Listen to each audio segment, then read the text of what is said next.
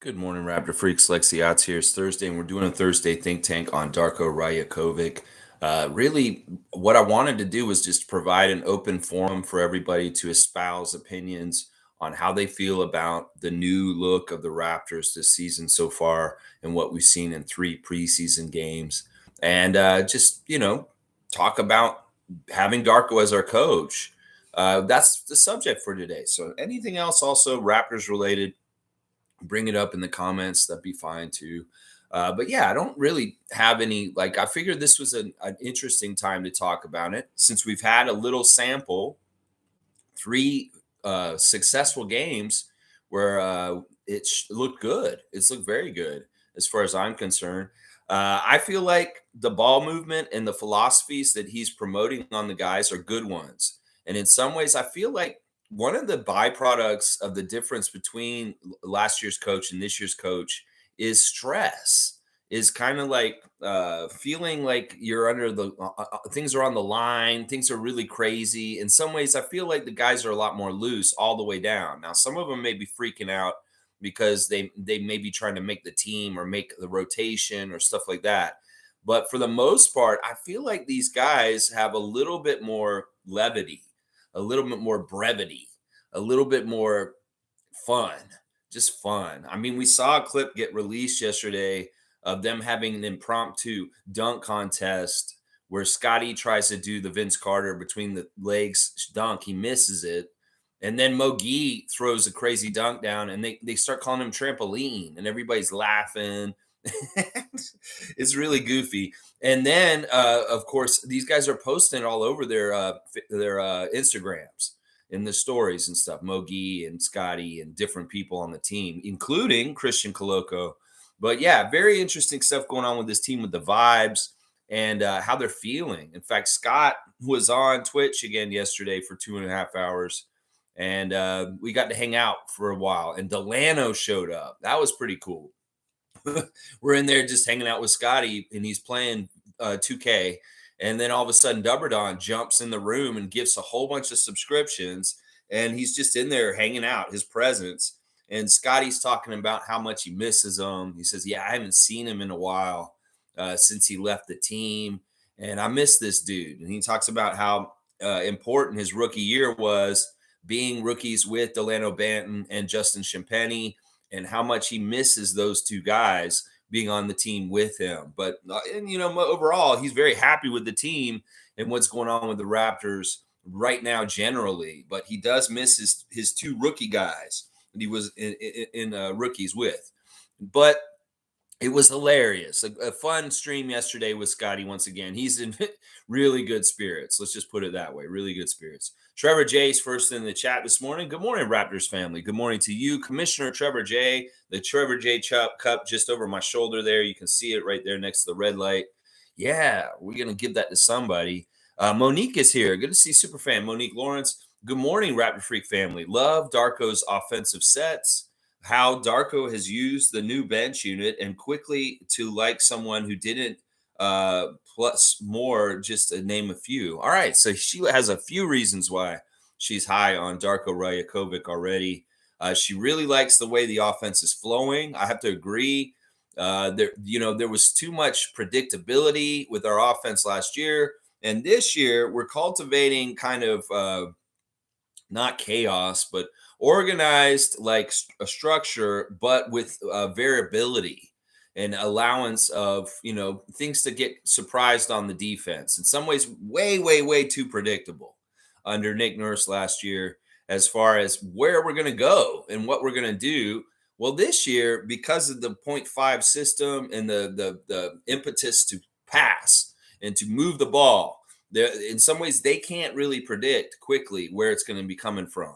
So I'm very proud of that. I'm very happy about that. And it seems like it's been fruitful so far. The way he's using the rotations and using the bench already allows for encouragement and confidence for the bench guys, which I feel this is a huge area that we really had problems with the last couple of years. Instilling confidence in players like Malachi Flynn is tough. under the old regime. But in this one, maybe it'll be a little easier because of the way Darko nurtures his team and talks to them and communicates with them. So I'm excited too about the rotations, the deeper rotation, a 10-man rotation, and also the prospects of, seeing more growth from, not just our starters, growth from our, 7 through 10 or even further as far as making steps and leaps with getting better as players. So, yeah, thanks for the comment, Monique. Always happy to see you here. Trevor's saying people act like other people owe them something. You owe yourself something because you have to make your life better. So stop blaming others how your life turned out.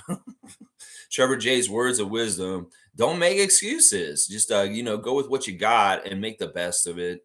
And in some ways, sure, you can blame other people for things, but what's the point? Just pick it up and go forward and do what you got to do is what I'm saying. Yeah, Dana's saying good morning, everyone. Good morning to Canadian Dana, a great Raptor freak. Always happy to see Dana in the chat too. Trevor's also saying, what a big comeback by the Aces last night to win back-to-back WNBA championships. That's right. Last night, the WNBA championship final ended 3-1 with the Las Vegas Aces winning by 1 point over the New York Liberty last night. Big win, and they're a dynasty right away. They've won 2 championships right in a row. This is the first time this has happened in the WNBA's history where there's a repeat like this, I believe. Aja Wilson, once again, the finals MVP. Fantastic stuff there. What else was I going to say about that? It's interesting. Scottie, we were online when the Aces won with Scottie, and we broke the news to him about Las Vegas Aces winning the WNBA championship once again. And he said, congratulations, but he was rooting for New York. Apparently, Sabrina's his dog, as he put it. Sabrina's my dog. And so he was rooting for the Liberty, Scottie Barnes. So there you go, Fiercey Salcer and other people that were rooting for the Liberty. Yeah, Scottie was on y'all's side too, so he wasn't really on the Aces side for that one. Thank you, Trevor J, for the news and notes. That's right, WNBA season is over. And I love the tweets coming from our press after the game was over, shaming Ed Rogers, for his decision on ixnaying the WNBA team here for Toronto. Doug Smith putting a pox on the house of Ed Rogers last night on Twitter. Thank you, Doug. And so this is one of the points where I have respect and love for you, for, your tweet last night, being real and just straight up saying it. I guess you don't work under the Rogers umbrella. You can put a pox on Ed Rogers on your Twitter last night. I guess you work for Bell. All right, Cowboys here. Good to see Bradley. Good morning, Lex and the Raptor Freaks. Bam. Good to see you, Bradley. Hope you and Savanah are doing great, and your little guy and all your family, bro. Alley-oop to G. I don't leave my teammates behind. I also love what I'm seeing from Darko. Cuts and passes. Keep cooking, Darko. Let's go. All right, you want an alley-oop to G. I don't even think G is here, but you want to give G more dunks. I know you do. Well, Bradley, you can just willy-nilly give dunks. Why not? I'm going to let Bradley have that power. So he's giving an alley-oop to G this morning. I love it. Yeah, I love what I'm seeing about the cuts and passes too. In some ways, it was interesting what Scottie was saying during the game last night as far as the way he's looking for people on the court. You can tell he's very benevolent and very sharing. He already was that way, but in some ways, he's even more thinking about that. And some of the things he was describing with his mindset about his MO, his motto, the way his procedure is on the court and the way he views situations and the protocol of whether to pass or shoot or do what. He was describing some of this in the game last night while he's playing 2K with his buddies. In this situation, you're supposed to do this, and you do this. So I'm telling you, man, this guy is ready to do whatever. In fact, we were talking about his game with him against the Bulls. And I was saying, yeah, Scottie, get on the floor, getting that ball and tossing it over to Gary. Gary throws a lob. Pascal Siakam throws down the dunk. That's a beautiful play.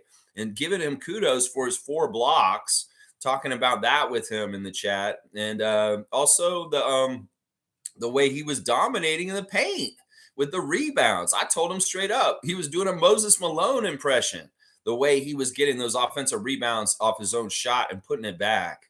So lots of good stuff with Scott, and it's fun to review the games with him after the fact. He's so funny when he's talking about the NBA these days. In fact, he went and scouted our game tomorrow with us last night just a little bit, talking about he's like saying on it is, I guess I better go and look at the Wizards because we're playing them on Friday. So he watched the highlights from the game last night, which Jordan Poole got 41 points. I was saying in the chat that Jordan Poole is looking like an 80s throwback, like Adrian Dantley or Bernard King, getting the 41 points like that. I mean, to me, that doesn't scare me. Jordan Poole going to get 41 points in that game last night, but he won't get it against us because we have a man named Anunoby. So, yeah, you go ahead and try and get 41 points on the Raptors tomorrow night, Jordan Poole. Let's see how that goes. We got a big wrench, and we're going to cut that water off. Watch. Yeah, we will cut that water off. But, yeah, the Wizards winning big over the Knicks last night, 131-106. We do kind of need to pay attention to them because we are playing them tomorrow. So, yeah, Scottie doing the early scout with us last night on the Twitch stream with us.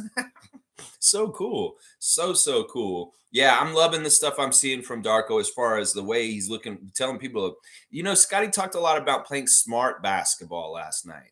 You got to play smart basketball, make smart decisions. So this is really what's being drilled in his head right now. Trevor J saying the Sixers, the big fall movie is the big fall movie. The Sixers are the big fall movie to watch. So get your popcorn ready. James Harden did not show up for practice because he took a flight to Houston and he's still there. News and notes. That's right. James Harden is in Houston instead of with the Sixers with what they're trying to do in their preseason. This guy's not going to come and show up, Nick. And you're going to have to ask these stupid questions in interviews to your press all the time. No, he's not here. I don't know when he's coming. We were going to be fine without him, but we'd love to have him here. Some bullshit like that every single day, Nick. That's what you got to answer Keith Pompey and all those Sixers reporters with all the questions about James. Get used to it. Yeah, get used to it. I'm not surprised that James is in Houston. That's where his mother is. So, yes, go on, James, and have a nice visit with your mom. I don't care that you're not with the Sixers. Thank you. Thank you. This is awesome. G saying, trampoline. That's right. That's what they were calling Mogi. Mogi's got a new nickname, Trampoline. And Precious was in awe that the man didn't even stretch. He didn't even stretch, though. You see the vibes in that clip. Every once in a while we get these little flashes of Darko with a lot of energy. Like we saw it earlier this summer with the rock, paper, scissors clip that they did in practice where they were playing rock, paper, scissors. There was one point in this clip where it looks like Darko is freaking out. And it's like he's yelling and he's like, "Wow!" He's like, "Wow!" There's something he does every once in a while, I think, to pick up energy on the team around him, because there's a little of this kind of thing again I seen in a clip recently where Darko is moving very quickly and loudly and like, wow, and it really is like he's generating enthusiasm, excitement, and energy when he has these like outbursts or like these little energetic like movements. I can tell he does this around the team and they're probably like, whoa, but maybe it works. Maybe it invigorates them with infusions of extra energy because Darko so passionately expresses himself. He's like, whoa, and they're like, yes. I could see some of that kind of going on behind the scenes with the Raptors right now. And part of the why they're like feeling really kind of crazy vibes right now.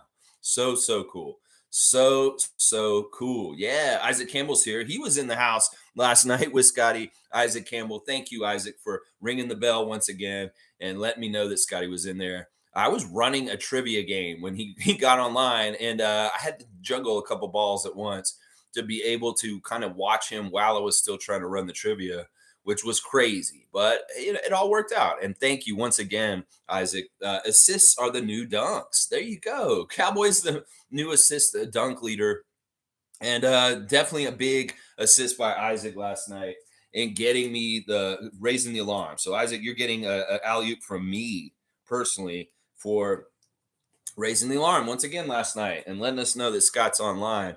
Let's see. G saying, thanks, Cowboy. You got my good angle too. Maybe If you want to describe the dunk that you did, G, off the alley-oop, that would be fun. He's like, yeah, I did a 360 reverse on the other side of the basket or something. Tell me what you did. Kareem Thomas is here. Good to see Kareem. What has Nick Nurse got himself into? James throwing dollar bills at strippers while Morey is throwing stupid trade proposals to the Clippers to see if the shit sticks. Yeah. Nick has got what he's got. Fred has got what he's got. This is just how it's going to be. It's just going to be how it's be. And we'll see how the season overall goes. And, well, you get what you get is what you get. Is really what it is, Cream. Jeez.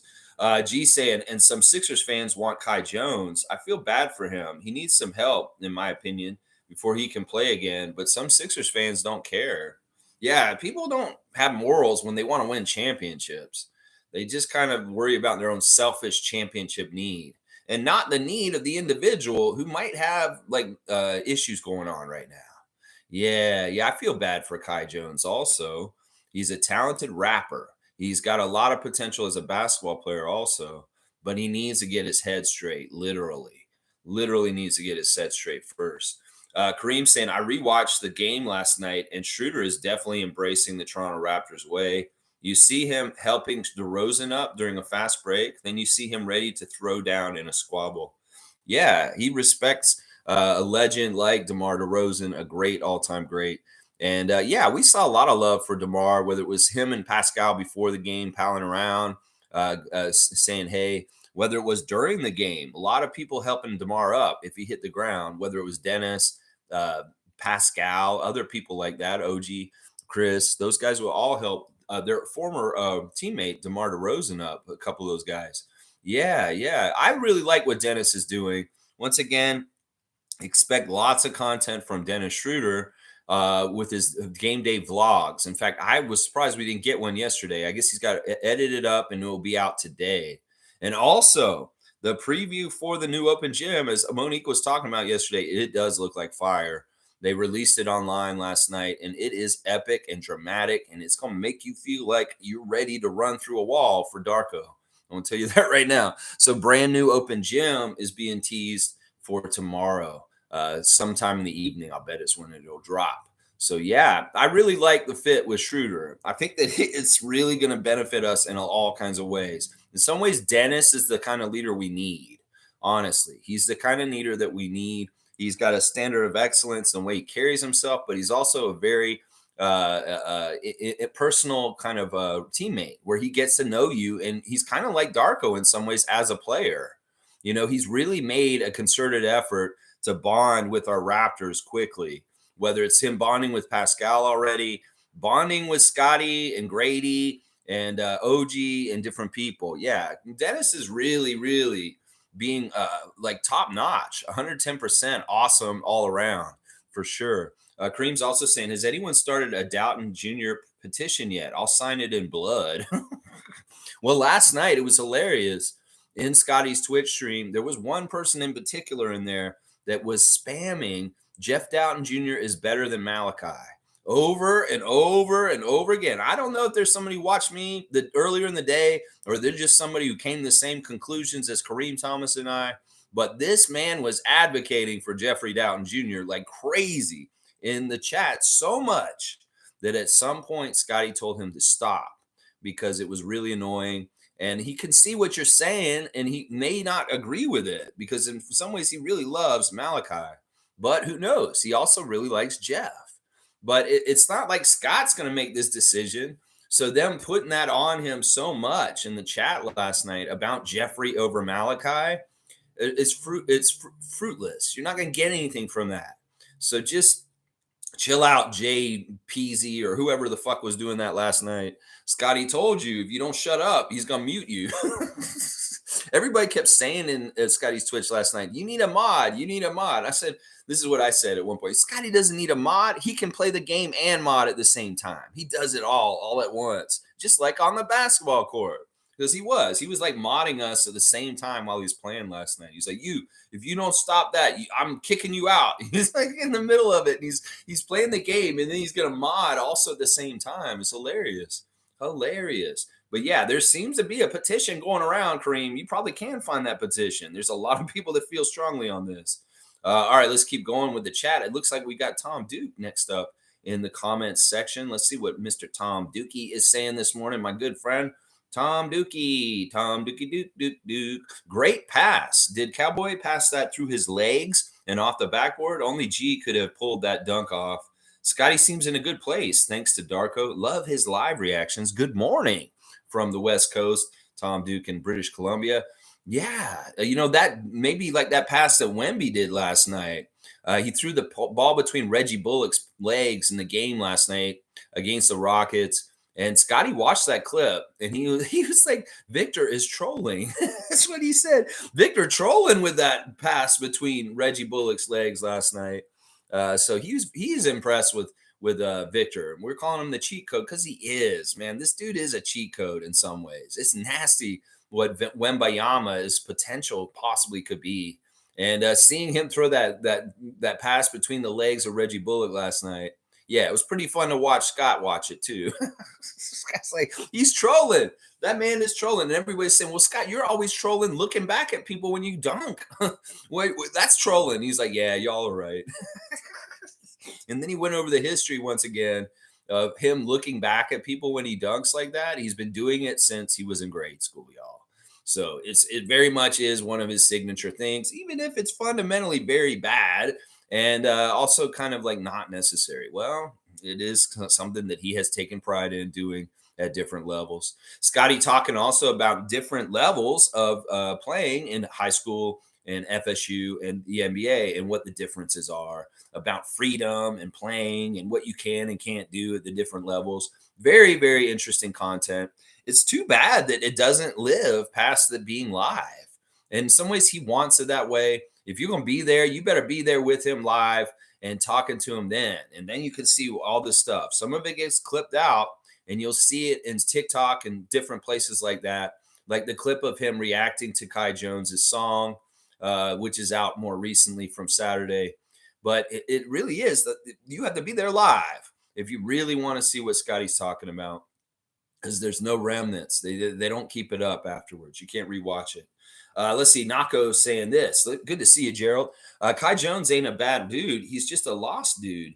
In some ways, I think Darko's more open than Nick. I'm having more fun watching the schemes than I was with Nick.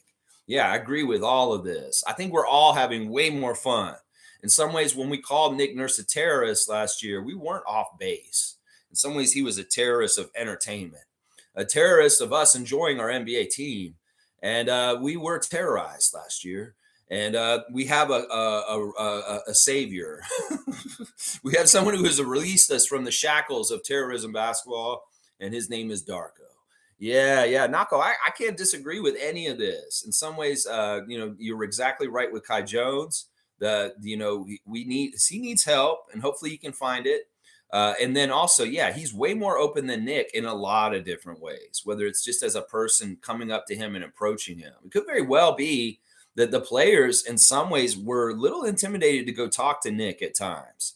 It could very well be that he had barriers up because he just didn't want to be fucked with sometimes. Maybe he did want to just play piano with his life and sit in his office. And he did not want to hear what Gary Trent Jr. or Pris Boucher or Malachi Flynn had to say after the game. Maybe he didn't keep that door open so Eric Flynn could just stroll in there and berate him. Nameless is saying, what's up, ladies? Okay, Nameless, what's up? Nako's saying, Darko, I think also wants to pay close attention to the modern NBA. In some ways, it's very interesting. I feel like he's a rogue. Like, in some ways, he's gleeful about FIBA victories in the international game. I'm really wondering if he wants to keep on top of it by helping to meld it with the NBA, like we've speculated this summer after watching FIBA World Cup. If we can meld the best of FIBA into the NBA game and try and get the merit of goals and good things from that, mine that gold, ooh, that could be good, especially if a lot of teams are not building in that kind of style or trying to do that. We've done some trend setting in the last 5 years. In some ways, people look to Masai and want to see what the future is, and they try and copy us, whether it's Vision 6-9, whether it's load management, whether it's whatever. We are usually cutting edge in this league. And part of the reason why is because that's why everybody says, oh, they don't know what they're doing. And part of the reason is also because we have to be experimental and thinking outside the box because of our particular situation as the only Canadian team in an American professional sports league. So, of course, we're going to be cutting edge. Of course, we're going to be pushing the limits and the new things, and people will be copying us. That's always been the case. That's been the case for about 10 years at this point. Even before we got the championship, there was a little bit of copycatting, but definitely after we got that championship, yeah, there was a lot of copying after that. And you see it in the builds with people trying to do Vision 6-9 in different places right now. Yeah, you do see that. Yeah, Seymour's laughing. Nameless is laughing. Kareem, Cowboy saying, for real, Kareem, that would be awesome. That would totally be awesome. Let's see. Also, he's saying, hang on. I did skip a couple here. Let me just see. No. Tom Duke saying, oh, wait, I already read that one. Okay. Kareem saying, think tank question. Where Victor, not Vic Wembanyama, but Oladipo? Him, Schroeder, and Darko were on OKC. Could be an addition if we move on from Dowtin or Flynn. And Mo Gueye has entered the NBA dunk contest. Yeah, I don't know. Once again, Scottie intimating he might do the contest last night. We brought it up again. We asked him, would you rather do the three-point shootout or the dunk contest? And he straight up said the dunk contest. He straight up said the dunk contest. I mean, that makes more sense. He's more likely to win the dunk contest than three-point shootout. But, I think he really is strongly considering this year entering the NBA dunk contest at All-Star break. So we'll have to see if Scottie does this because he really is seriously considering it, y'all. I can tell. It's not like he's being jokey or anything. He's like, he doesn't think he would win, though. He said that, my dunks aren't good enough, I think, to win the dunk contest, is what he said. In some ways, I can see what he's saying. LeBron never really did the dunk contest partly because his dunks look impressive in the game because of the pure speed and size of LeBron and the way he moves. In some ways, Scottie's a similar kind of dunker. But in some ways, Scottie's not a finesse kind of like, I'm going to do a whole bunch of moves and look graceful kind of dunker. He's more like a power dunker. He's more like a guy who's going to throw it down and maybe tear your head off at the same time. So in some ways, I get why maybe the style of dunker he isn't conducive to be in the dunk contest. Now, the way he would win the dunk contest if he was going to be in it is he'd have to really bring his personality out and make that be a part of why people get behind him. In some ways, that's an X factor for winning the dunk competition is getting people behind you, whether it's being really small a stature like Spud Webb or, just getting that charisma, that riz up while you're out in front of the crowd. You want to get them going. You want, like Mac McClung last year, he got them going. So in some ways, that would be a strength for Scott if he did enter it, maybe that he needs to use his riz and charm the crowd and get them behind him. And then he could have a real good chance to win. But interesting topic talking about the dunk competition last night. And forget about Mo Gueye. Talk about Scottie doing the dunk competition because he's seriously considering it. He really is. About Victor Oladipo, Kareem.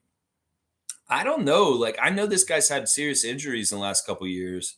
And I know that he just got traded to the Houston Rockets. And I'm pretty sure they're going to waive him. But I don't know. In some ways, once again, you guys are always grasping for the next person to come to our team. And right now is not the time for this. This is the training camp. Training camp and preseason isn't really a time where they add. Once they get the 21 people, that's kind of already set. I mean, if there's some sort of move after the season starts, maybe you pick up Oladipo somewhere there, but it's not going to happen now. It won't happen before Wednesday. First game of the season. So let's see what else y'all are saying here. I will try not to skip any comments, but if I do by accident, y'all know it's not on purpose. It's just really sometimes it's hard to keep track of where I'm at, let's see. Seymour saying trampoline is a sick name. I like it more than calling him gay. Mo Gueye, we call him whatever. I mean, trampoline, it's a weird name, but it sounds like a weird name. It sounds like a South Park name or something like that. Trampoline, blanket. Cool Cat's here. Good morning, Raptor Freak crew. My work schedule is keeping me away from the daily sessions and Scottie's Twitch. Bummer. That sucks, Cool Cat. I hate that.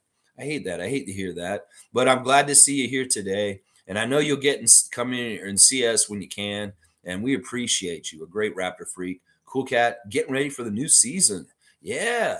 Kareem saying in that clip with Mo G dunking, you can hear in the background Boucher scream twin.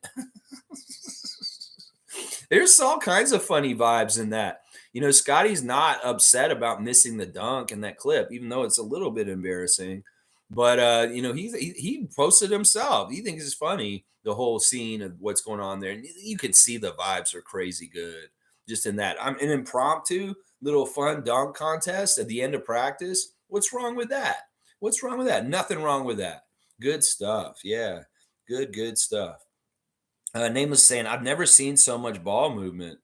I mean, you see it in FIBA games, you see it in other places, but you know, in some ways, the NBA game's gone away from it in so many different ways, especially the Raptors, that it's just fresh. It's a fresh, like it's like watching a new TV show. It's like, oh, this is fresh. I like this. It's like Breaking Bad became Better Call Saul or something like that.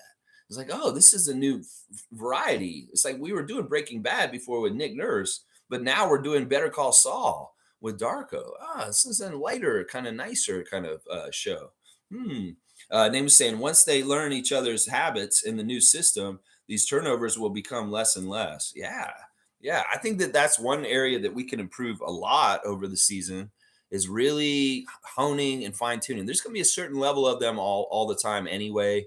But if we can try and minimize them, we can try and instill more good habits, more connectivity, they will lessen their impact on things. In fact, they're already kind of having an impact, but they're not an impact in the way that we lose in the end of the formula, which is interesting to me. You know, being so afraid of turnovers last year was stupid. In some ways, if you don't dare, you'll never achieve. So it's like we have to dare to pass it to achieve. And if you don't even dare to pass it, well, you get what you get, like last year. Yeah. Let's see.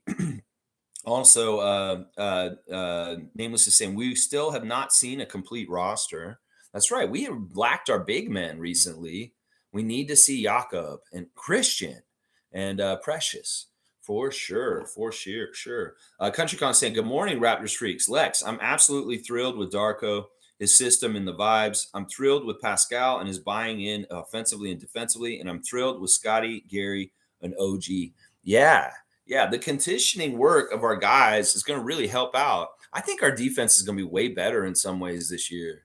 It's going to be really interesting. In fact, Scott was talking about it last night in the game once again. There's a lot of like parallels you can put on where he's thinking about basketball philosophy by what he's saying while he's playing NBA 2K. And in some ways, he was being the captain for his guys over the headset. And he's telling people, all right, I need you to do this kind of slip screen on the baseline to do this. And then he was calling out defensive assignments also. And it was really interesting. He was getting his team to play man.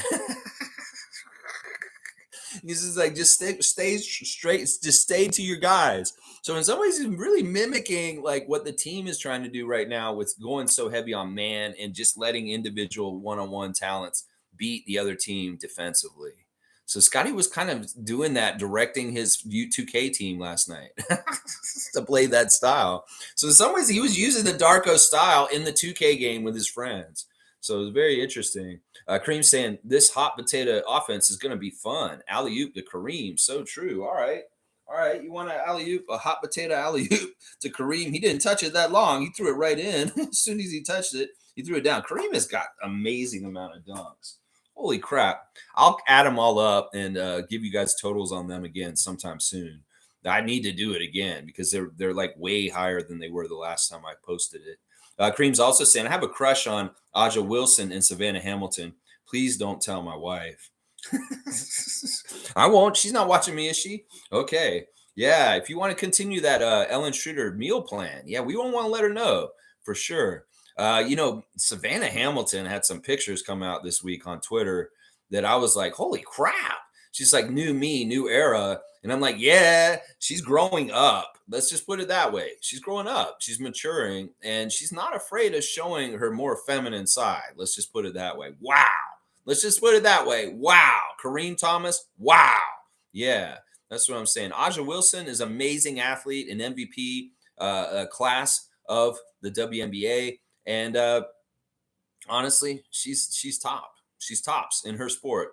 And you got to give her flowers and her credit. Much respect to Aja Wilson, Becky Hammon, Candace Parker, and the rest of the Las Vegas Aces on their accomplishment last night. Yeah. Cool Cat saying that WNBA game was awesome. Las Vegas Aces have joined the history of back-to-back champions. Houston Comets, LA Sparks, MLSE, and Rogers Business failed decision. See that crowd. The Bay already sold 3,000 season tickets.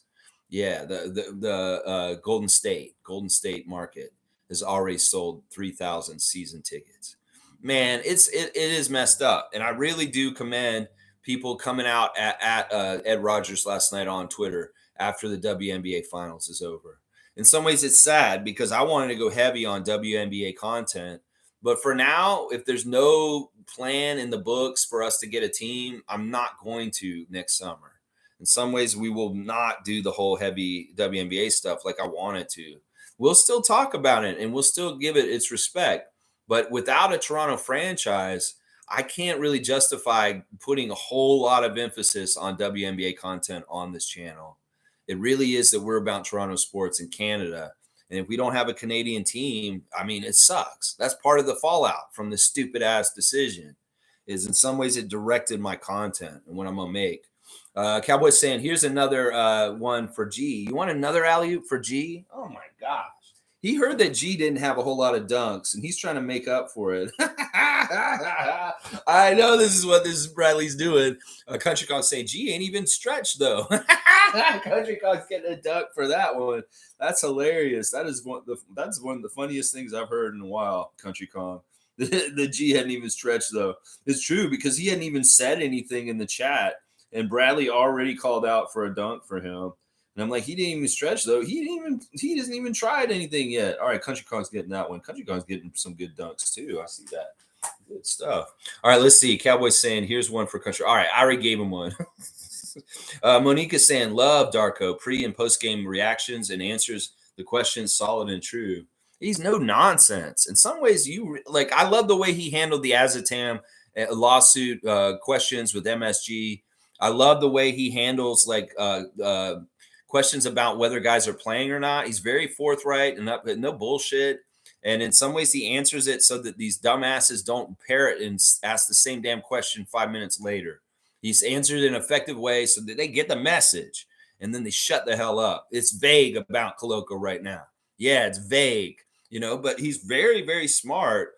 And very analytical about how he answers questions. In some ways, you can tell he's like Bobby Webster. He's very much not going to say the wrong thing. He's very smart. In some ways, we're not going to see Darko do what Nick did last year.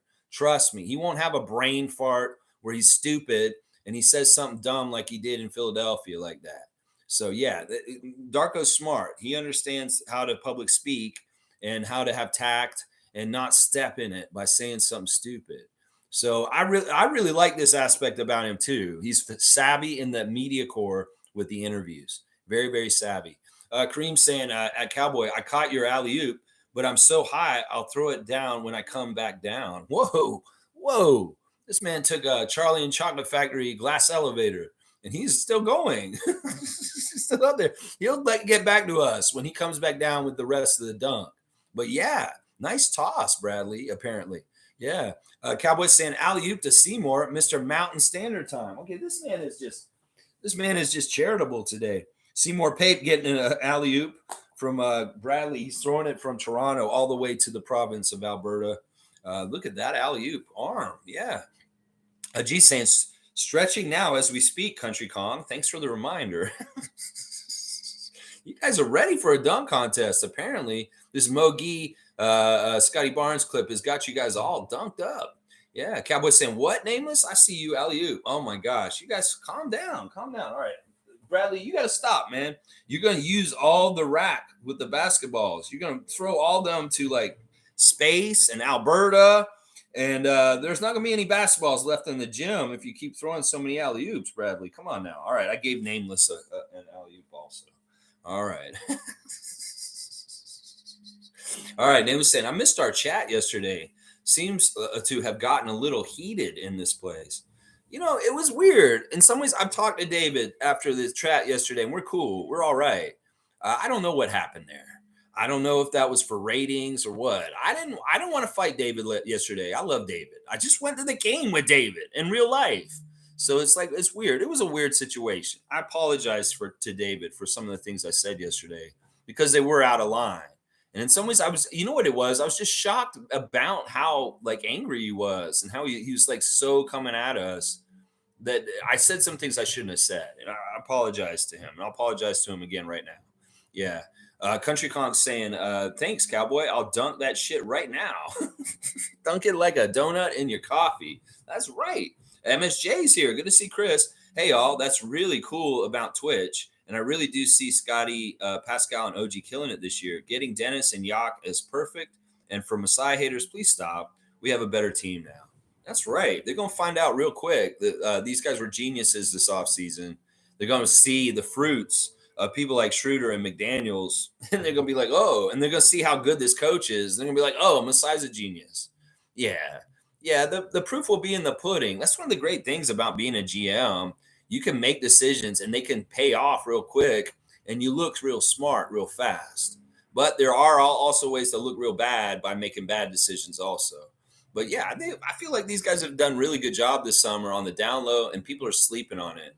There's so much stupid bullshit coming from ESPN right now. They're really tooting a lot of teams' horns. And honestly, I think that they're going to be sad because they're not going to be who they think they are. Seriously, I think Boston's the big one right there. Yeah, Boston's not going to be who they think they are. It's going to be funny to see the failure and how upset everybody in Celtics Nation is going to be about the season coming up. All right, let's keep going.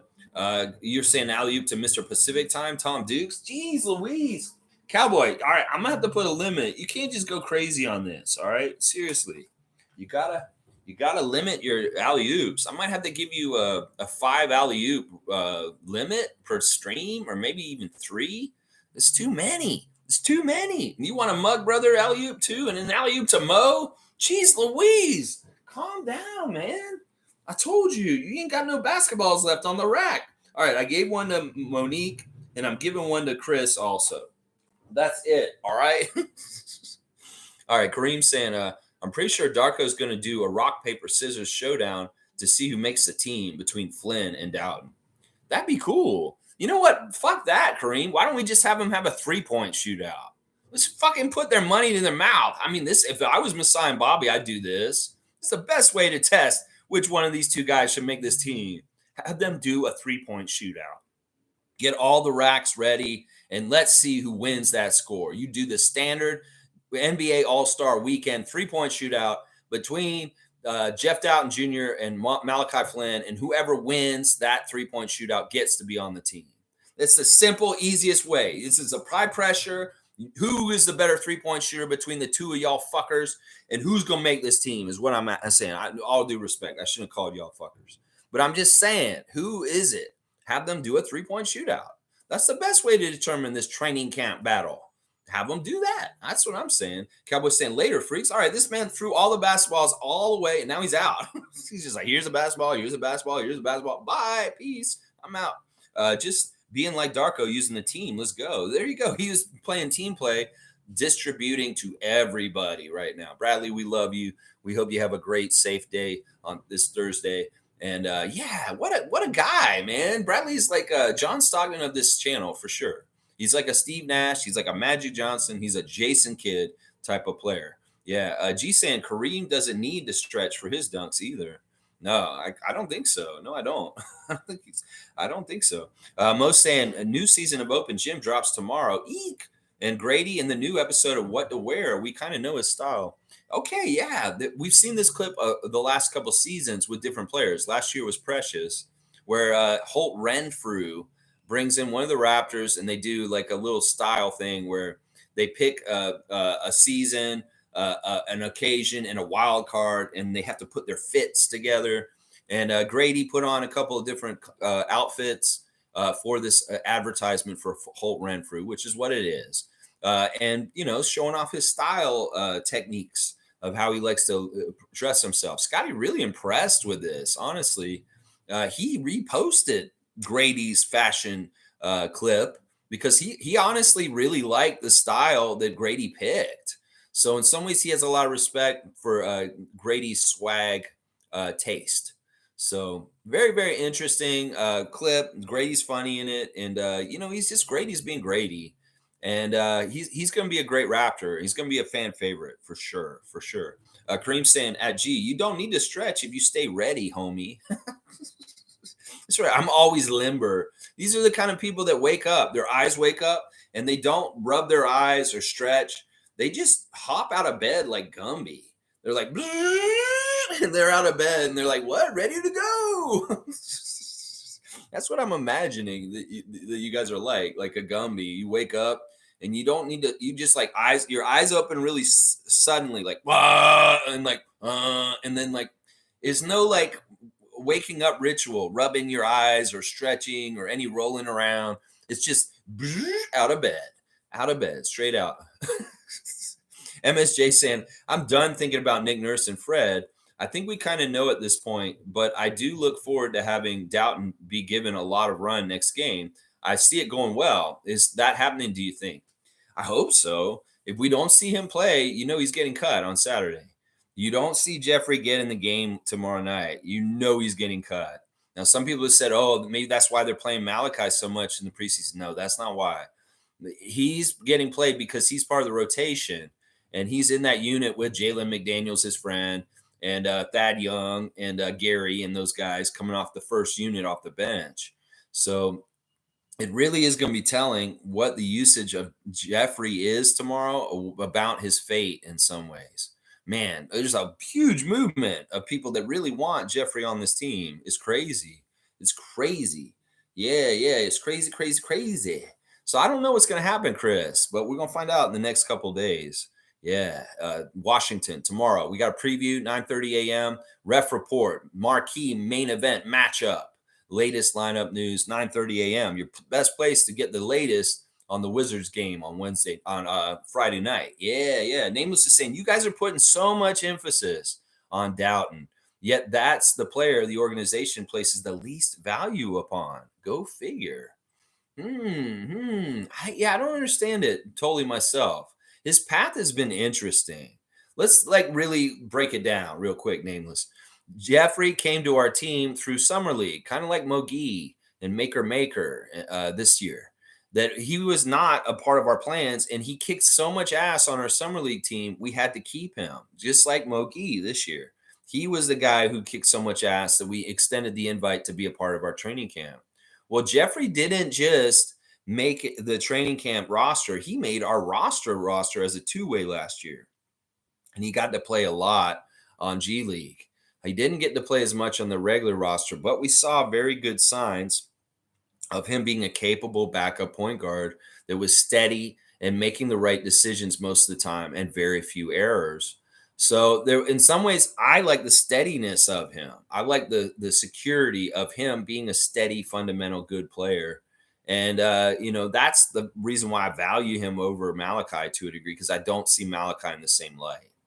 And it's weird. I don't know. I think it is something with the salary caps. It could be very well be like, Malachi has to be guaranteed money right now because he's been around longer in his rookie contract, and he's just set in guaranteed money like path with the franchise. Whereas Jeffrey, in some ways, he's our flexibility piece. In some ways, we're like, well, we want to keep Jeff, but in some ways, we don't want to get burned, so we'll keep him on a non-guaranteed for right now. I have no idea why. In some ways, it may well be that Darko, how much he values him. Like that whole thing may be the test right now is like Jeffrey is non-guaranteed, and it's up to Darko whether he wants him to be a part of his roster or not. In some ways, we're getting the nods that he doesn't, and that it's not in the plans for him. That it could very well be, and also seeing that the Bluecoats have got his rights, if we cut him, that Nick very much was a huge Dowtin fan and that he'd rather have him. And that could very well be what happens. That Jeffrey is going to the Delaware Bluecoats and he will be playing under Nick Nurse once again.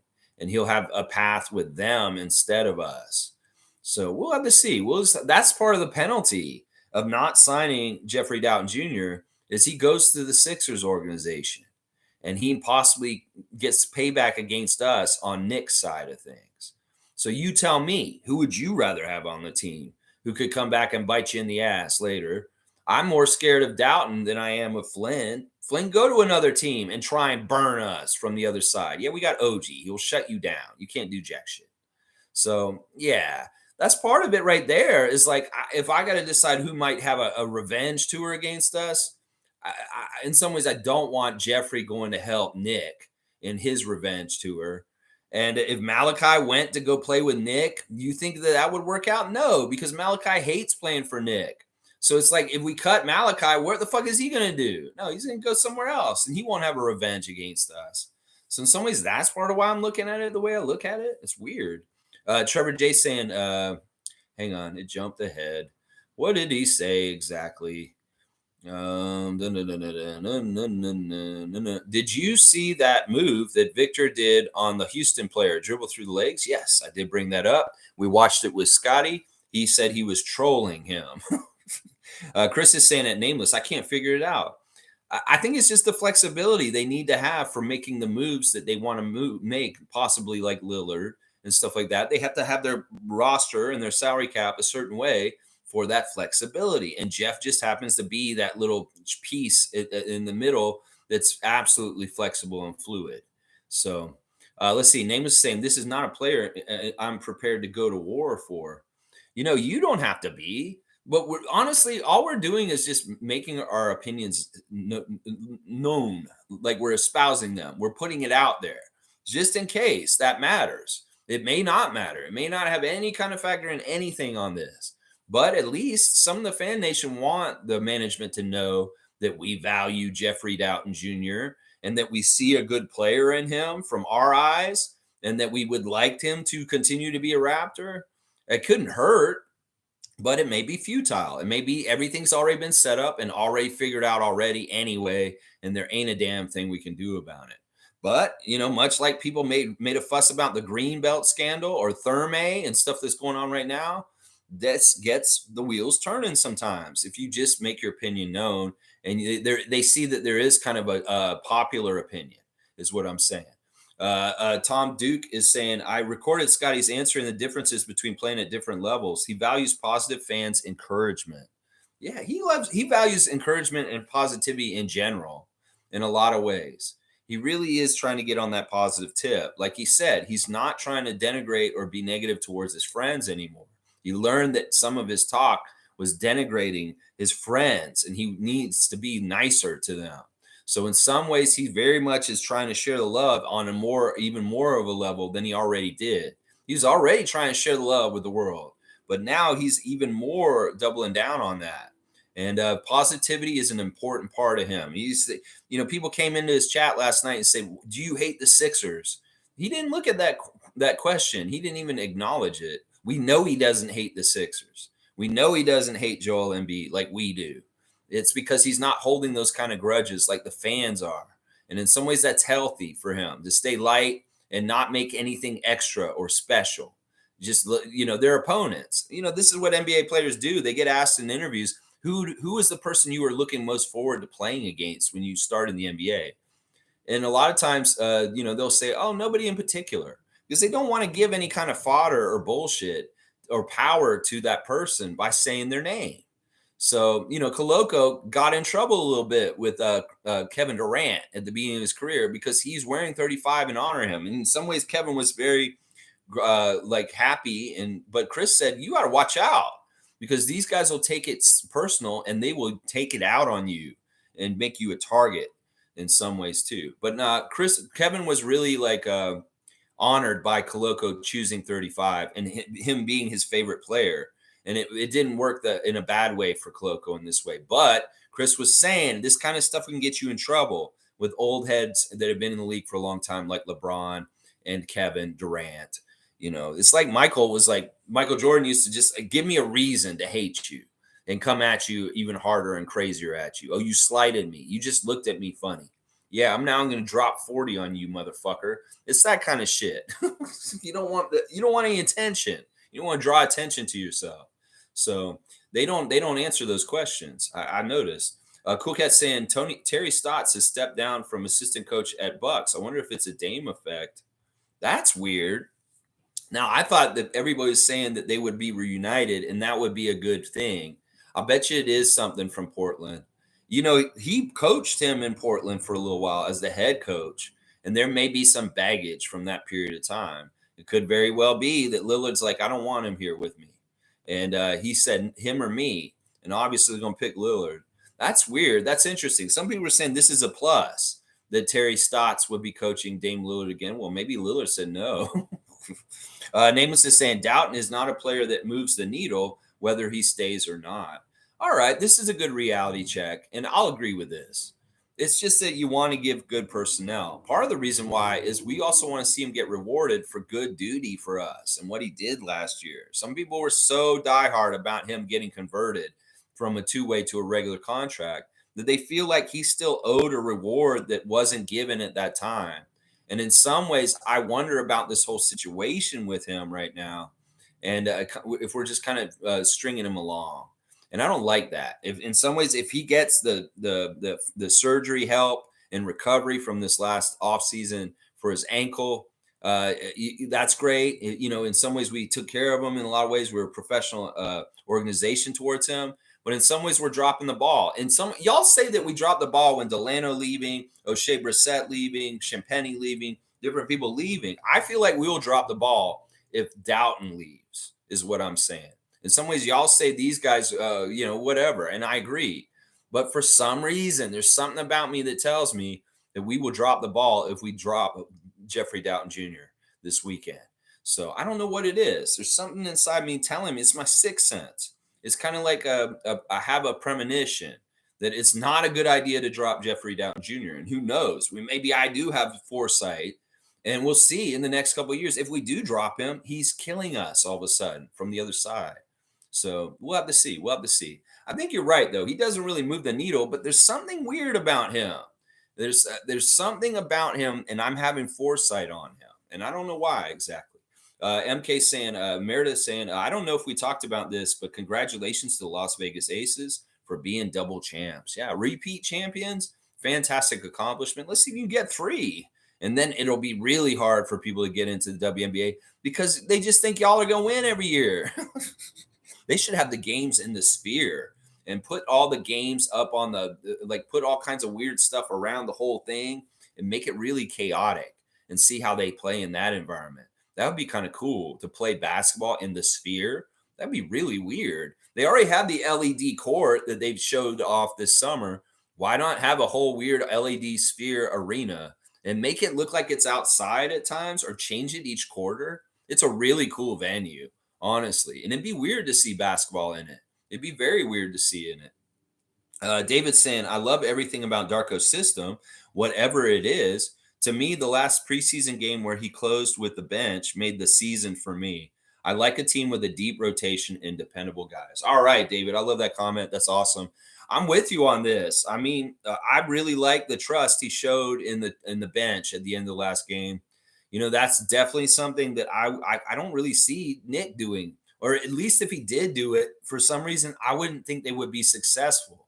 It could be that his system with the bench guys isn't good enough and that they would just roll over and lose in that situation. Even with a 6-point lead going into that part, the starters give you a 6-point lead. You hand the baton to the bench. They come out there, they play okay, but then all of a sudden the other team calculates and wins by managing the last minute or so of the game right.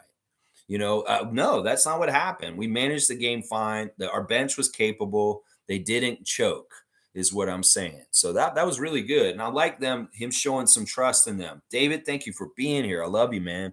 And Tom's saying he's got Darko on blast. I like that. And he's got some championships there. I like that. He's got an egg timer. G saying, while holding his pepper, Cowboy passes the ball between Tom's legs, 360 spin to the ball off the backboard, while Nameless yells "Bueno," ending with a two-handed dunk. Kareem proudly states, "You stayed ready."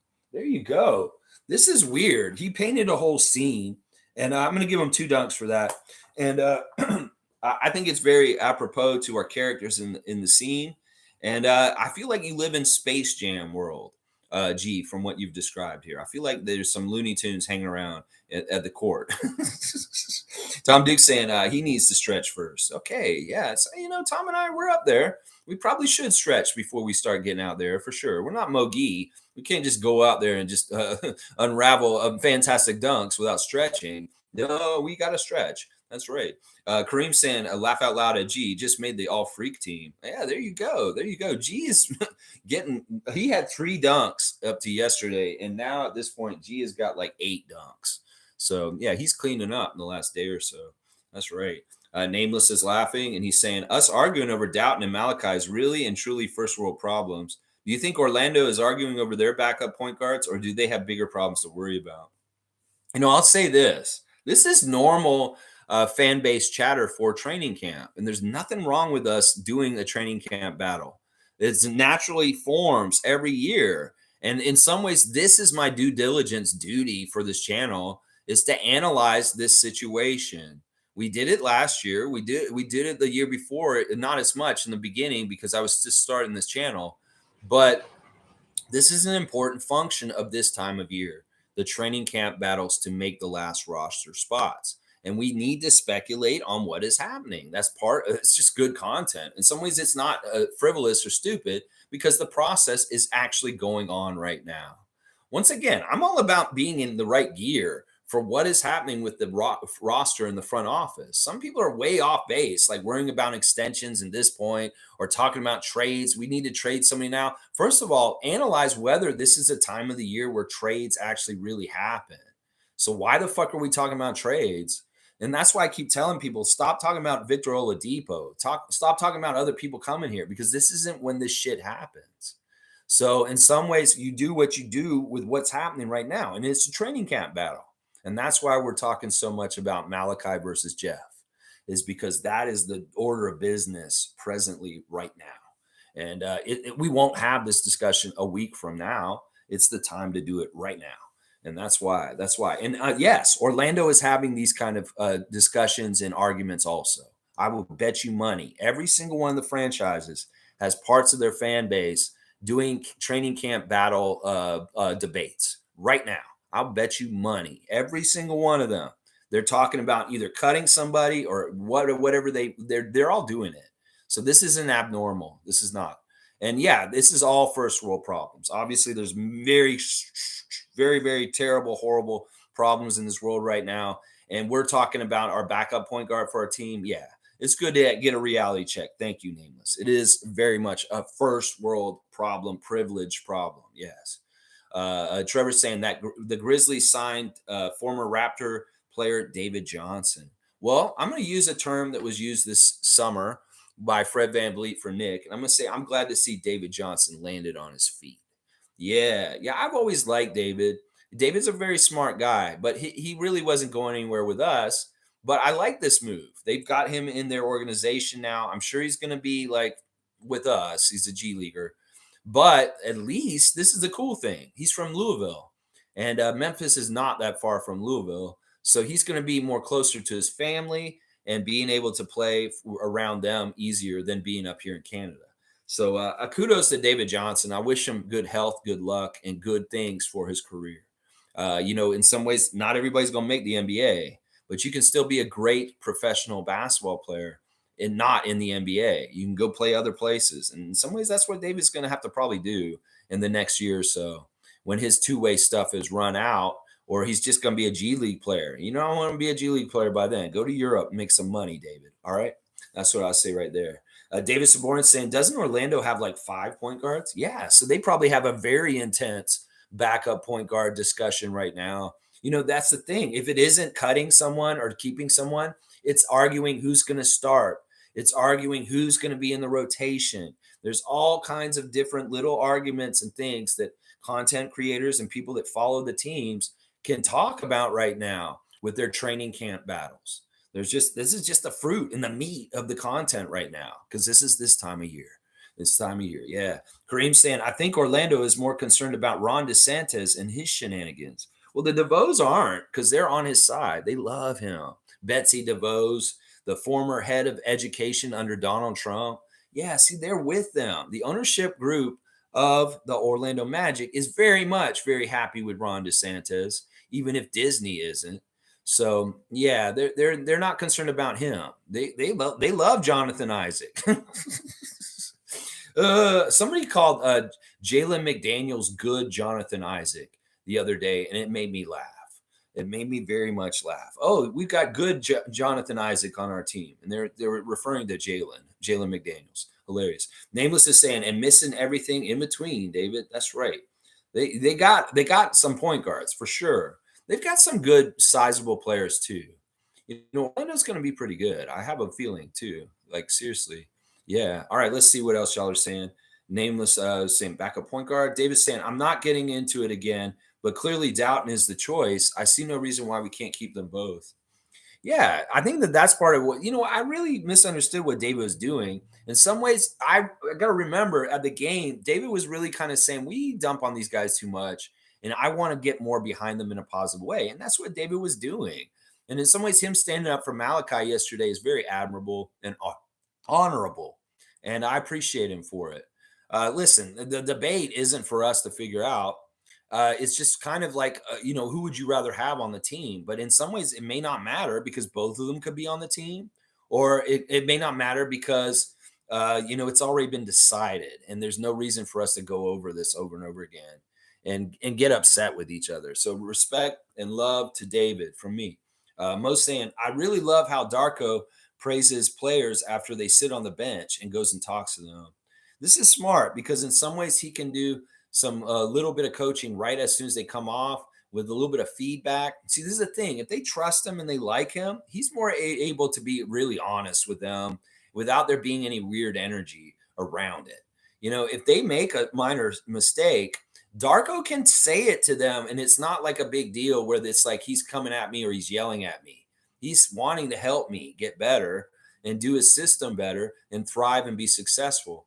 So it's not like there's any weird like denigration if there's a little bit of like a clarification or a correction in something that they're not doing exactly how he wants to see. That is a very good upgrade right there.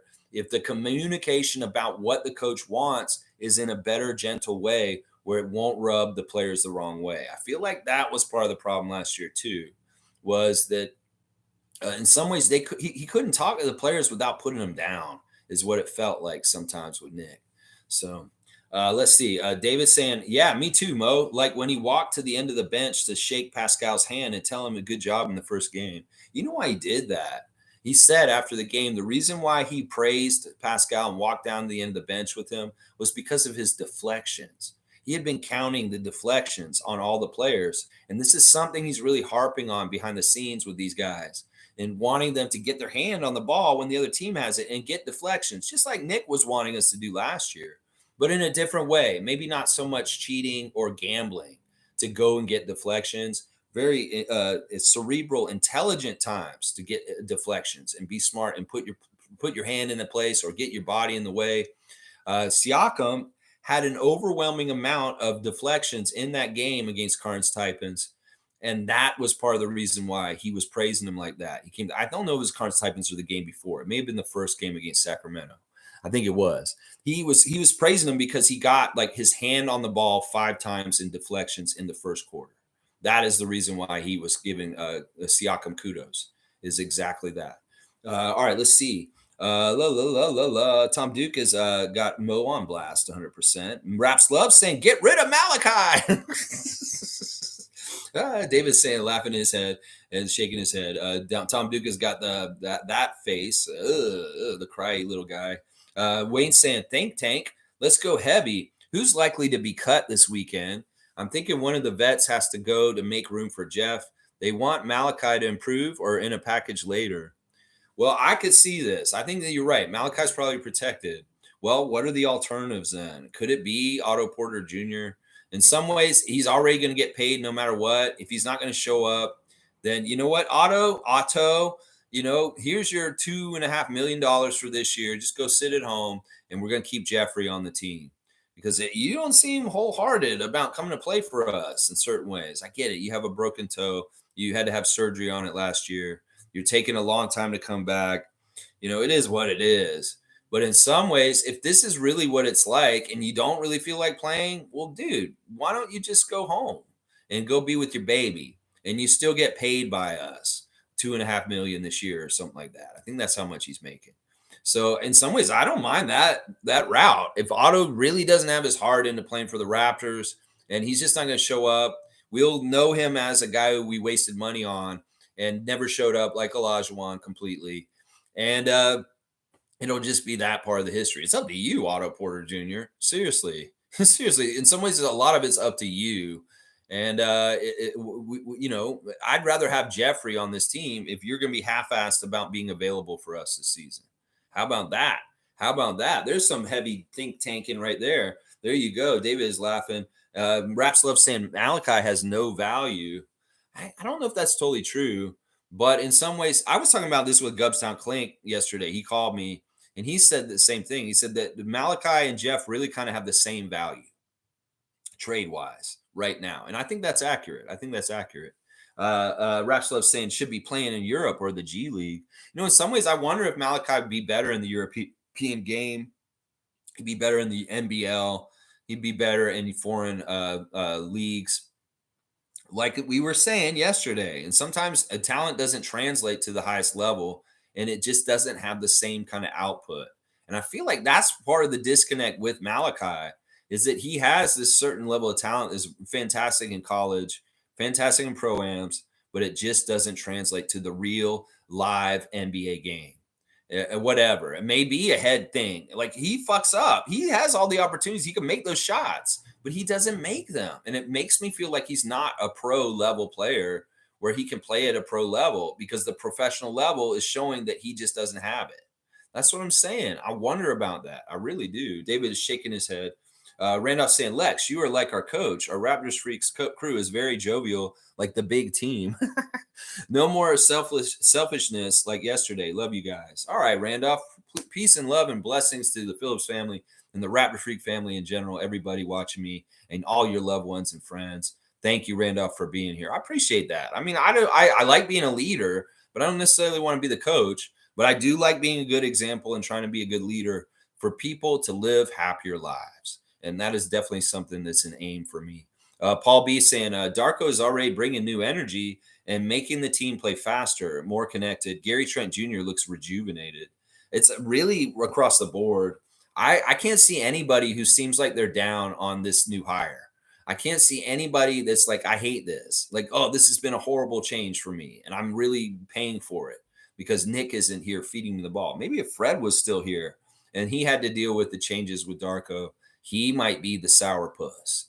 But there's no sourpuss right now. I mean, in some ways, Siakam's losing the most, but he can gain a lot right back. Scottie's excited about the prospects of the future and building a new system. And in some ways, the system is conducive to his all-around talent and skill level of doing everything. OG doesn't seem upset. He seems bought in. Gary, rejuvenated, as Paul B has described him. Yeah, what's not to like? And I agree with this. And these guys are enthusiastic. And you add in like Dennis being like a really good leader, Garrett Temple being absolutely a great player coach.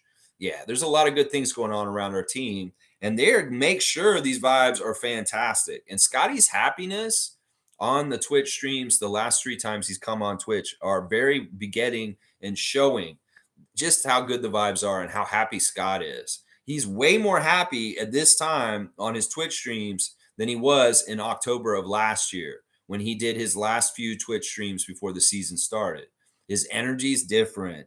He's just more jubilant. He's more at ease. That's a good way of describing it. More at ease and more just positive and just more apt to be like up and dancing or like just randomly singing out or something like that all of a sudden on a stream. It really is like that. You can ask Tom Duke or Isaac Campbell, who's watched Scottie last year and this year. The vibes are different. The vibes are different. It just is. Yeah. Nameless is saying possibly Raps Love. My point is maybe Dowtin should be playing beside him. Both of them should be in the league. I don't know. Maybe we should just make a height restriction and say if you are under this height, you can't play for the Raptors unless you're Dennis Schroeder and you play this way. In some ways, I get it. Some people are already saying give up on Noel, and he hasn't even started. I mean, whatever. You guys don't want to have short point guards anymore because we got Scottie. I could get behind this idea to a degree. Fred was the one thing that was kind of holding us back on that. And I was like, well, Fred's valuable. We should keep him. Well, Fred's gone now. And in some ways, I don't have the same kind of thing. Like Malachi's valuable. We need to keep a short point guard. Or even Jeffrey with this logic. Maybe he should go too because of this logic. And we just get taller point guards. I still think that there's a value to having a short, quick point guard on your team for defensive purposes and also for different other little short point guard reasons. And that, they still are in the league. And people like Tyrese Maxey are going to be difficult for big guys like Scott to chase around and be effective. So in some ways, you do still need a Dennis Schroeder and maybe a backup point guard also, just in case, for depth. So it's tough to figure out. Are we really ready to go to this world where we all have Magic Johnson point guards? No. There's going to be some short guys out there that are annoying. And you may need another short guy just to keep up with them. So let's see what else y'all are saying here. David is praying. And David is Randolph Phillips. Oh, boy, shaking my head. That's right. Let's see. Wayne Stranger saying, Lex, you didn't say anything out of line to my ears, and David was right for advocating for Malachi. This advocacy was missing logic and facts, but that's how he felt. We all know Malachi stunk. And Wayne's being very diplomatic in some ways, but not totally. I get it. And, you're exactly right. Once again, I really commend David for standing on that hill yesterday, even if there was friction. And everything's good. Everything's cool. In some ways, this is important. That once again, we don't want everybody to agree on everything here. And when we separate and we have differences, the whole important thing is about how we handle talking it out. And hopefully nobody gets so upset or something where, people don't want to, hang out or talk anymore. I don't want to get to that point. I know David doesn't either. I very much value the friendship of David and Peter. And I don't want to piss him off over a frivolous debate like the one we did yesterday. I definitely don't. Tom's saying, glad that's squashed. I'm still on the fence about it, but I like the idea of both making the 18-man roster. Yeah, that's what Greg was saying too yesterday when I talked to him on the phone, that he thinks that they could keep both of them still. And that could very well be the outcome. Greg has some content coming out soon. He was telling me Ghubbstown Clink is going to be dropping some stuff soon. He's been taking the summer off because of work with catering and very busy with his family. But he is going to be returning with some content very soon. In fact, I think he's dropping something today. And apparently I might be in there. And so will he who shall not be named, apparently. I told him, I was like, don't put me in the same clip with him. Or at least edit us so we're not next to each other. I don't want to fucking be associated with him. So yeah, Ghubbstown Clink stuff coming out. And he does clip from my stuff and that motherfucker's stuff too.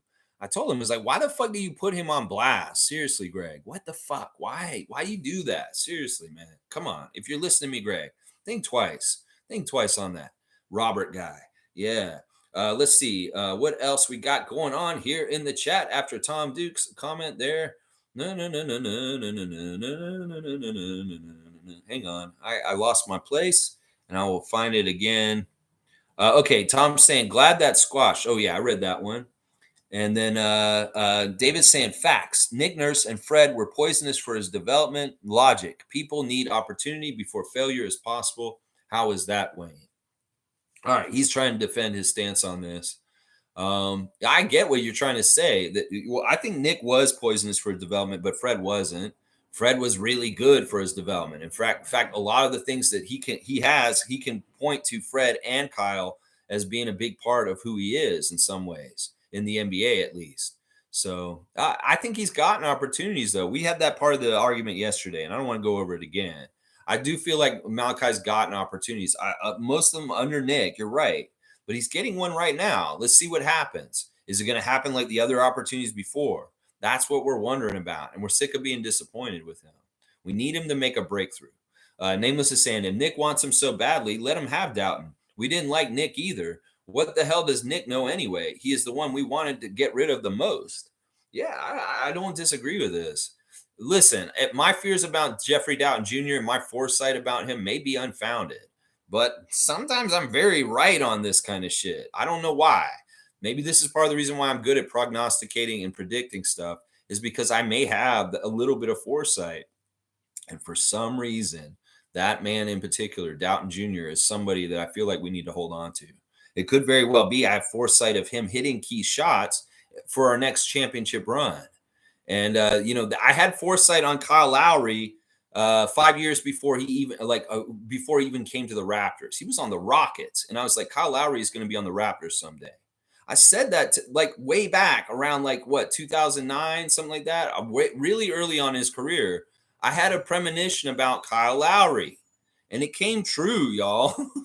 I had the premonition about Marc Gasol too. I knew 4 of the players that were going to be on our championship team in 2010. Serge Ibaka, Marc Gasol, Jeremy Lin, and Kyle Lowry. They're all on my fantasy team. And there was some reason why I was drawn and attracted to them. And then all of a sudden, they're all on the Raptors championship team in 2019. It was really fishy. Let's just put it that way. And I had a special feeling about all 4 of them. I have the same damn feeling about Jeffrey. That's what I'm trying to tell y'all right now. I have the same damn feeling about him like I had for premonitions about Kyle and Mark and Serge in 2010. And Jeremy I had a premonition Lynn was going to be on our team even. It's crazy. And it all came true in 2019. It's crazy. So that's why I'm really weary of getting rid of Jeffrey. It's because I have the same damn premonitions about him. Let's just put it that way. All right, let's keep going. Young man's here. Good to see you, young man. I think the front office is just being stubborn with keeping Flynn. He's a sunk cost at this point. I find this may be true. Masai really is doting on Malachi. In some ways, he's a favorite to him. In some ways, he doesn't want to have a whiff on a draft pick. And in some ways, he's holding on a little bit too long to really try and make sure that he can try and still make a success out of him in the end. In some ways, he doesn't want to have a miss. I wonder about that, whether that's part of the reason why we're stubbornly holding on to him, is that they don't want to have a miss on that draft pick. Nameless is saying, you can't like Dowtin and hate Nick. He was a Knicks guy. Yeah. Yes, you can. Because in some ways, Dowtin works in any system. And it's not, that's weird logic. Yeah. Let's see. David's saying pot committed. I like Dowtin and dislike Nick Nurse. See, yeah, I don't agree with what Nameless is saying. And David's exactly right. Yeah. It's not that I hate Nick. I just dislike how he coached our team the last 2 years. And he needed to be fired. I have no problem with that. I actually really love Nick. And it's not that I hate him. I just hate him for submarining our team the last 2 years. And that may take me a little bit of time to get over. It may, until he retires, basically, is when I'll get over that. Nameless is saying, all of a sudden, we trust Nick's assessment. No, I trust my own assessment. Nick sees what I see. And I saw it last year, and I really bought into it right away. He's steady player. Jeffrey Dowtin Jr. And I trust my own assessment on it. Nick just happens to have the same assessment as me. David's saying no, but we're allowed to watch the guy too and make our own assessment. See, David's saying exactly what I'm saying. See, look, what a turn of events a day can come where David and I are saying the same damn thing all of a sudden. Name is saying doesn't make sense, highly inconsistent. No, it doesn't.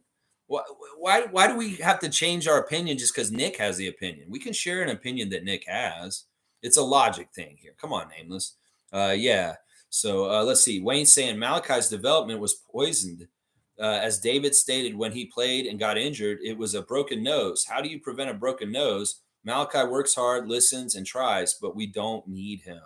And then David's laughing about that and shaking his head. I mean, I don't totally disagree with Wayne. In some ways, the way we're going, like I said, with the big point guards, we may not need Malachi. The future may not be with anybody who's near 6 foot at point guard. Victor, look at what he's doing. Victor Wembanyama. The future's taller. And in some ways, the league may be jumping up to a whole new level of height. And guys that are around 6 foot just will not have any place in it. I don't know. Muggsy Bogues would probably tell me, you're wrong, Lex. Because guys like me will always find a way and a place in this league, heart over height. So I don't know. It could be trending towards higher people. just because of 7'4" Victor Wembanyama showing up. And this is the wave of the future. Well, your centers are all got to be 7'4". Your power forwards got to start being 7 foot. And then everybody else got to be higher height all the way down. All the way down. Your point guard has to be at least 6'5", if not 6'6", and no more around 6 foot point guards. No, I don't know. We'll see how the game's evolving. And Victor is the next evolution. Let's just put it that way. That's right. Name is saying Dowtin was a perfect player for Nick's wonky system, which we ousted. No, Dowtin's a good player for any system. This is the thing. It's like Siakam. You put him in any, he'll be quality. Jeffrey is a solid player who makes very few mistakes. And in some ways, that's what you want in a backup point guard. That may be one of the most important traits of a backup point guard, is not to make a lot of mistakes and play fine, good basketball, solid basketball when the starters are out. So this is part of the reason why I value him for this, because he plays very mistake-free basketball. He really, really does. Let's see. Name is saying, so you can see my dilemma. Yeah, I don't get this. Just because Nick likes him doesn't mean we should shun him. He's good. That's part of the reason why everybody likes him. G saying, I wonder if Dowtin's injury is a concern or issue. Well, it didn't look like it in his little bit of time against the Taipans the other day. He was fine. He played really good. Like, he was perfect, except for that turnover at the end. He made every single shot. He played really solid defense. His stat line was perfect until he got that turnover, because of the end of the shot clock running out the end of the game. And I don't even count that turnover because of it. So, no, he looks fine. He doesn't look like his ankle's holding him back. They may have been precautious, but he seemed fine out there. David's saying, I can't see how it wouldn't be. He hasn't been able to play in ages. Well, I just said what I just saw. And in some ways, he's showing that he is okay and he's ready to play. That's an important part of what he has to do. He showed it in the last game. Let's see if he gets to show it again tomorrow night. Nameless is saying, why do we want to see Dowtin get rewarded? We don't owe this guy anything, man. He cost us nothing and accomplished nothing. What is the problem? Not a good idea to drop Dowtin based on what? What has he accomplished, which is nothing? Well, I explained at length that part of it is my feeling about him. And I've been right on these things in the past. Let's just put it that way. You say he's accomplished nothing, but that's not true. This man was a huge part in why we were doing well in 905 at times last year. In some ways, when he wasn't do well, we didn't do well there. We kind of went with him like the wind. So when Jeffrey was playing really well, 905 won. And when he wasn't having as good of games, they really suffered. So he's actually very accomplished. He's played in the G League for a couple of years now. And it's the thing about accomplishment isn't like awards. It's about how you achieve on the court, how well you play, perfect basketball. And in some ways, he's accomplished for that, is what I'm saying. But whatever. Once again, what you guys have said, he's not a needle pusher. If it's a big deal, if we lose him or not, I don't know. It's my feeling that tells me it's not a good idea. And maybe that isn't relevant. You're right. Nameless, it is what it is. Young man saying Dowtin is better in Darko's system than Flynn. The ball sticks with Flynn, and he's not a good defender. Dowtin moves the ball and is switchable. See, I see this too. This is a difference where I would advocate for Dowtin over Flynn on these things. Because in some ways, this is right. And Flynn, in some ways, has the schooling from Fred, and the Fred habits aren't working as well in this system. That's part of the reason why he's looked a little wonky in the last couple games. Well, not the last couple games, the last game. The game before he was okay. But yeah, I agree with this too. I think that Dowtin's quicker and moves the ball faster, and he's a better defender than Malachi. Wayne saying, deep thinking, Dowtin is a perfect piece for the second unit, getting the ball set up for our scores, giving up the ball to Gary, McDaniels, Boucher, and Precious. We all want to see that. Yeah, he's a real point guard.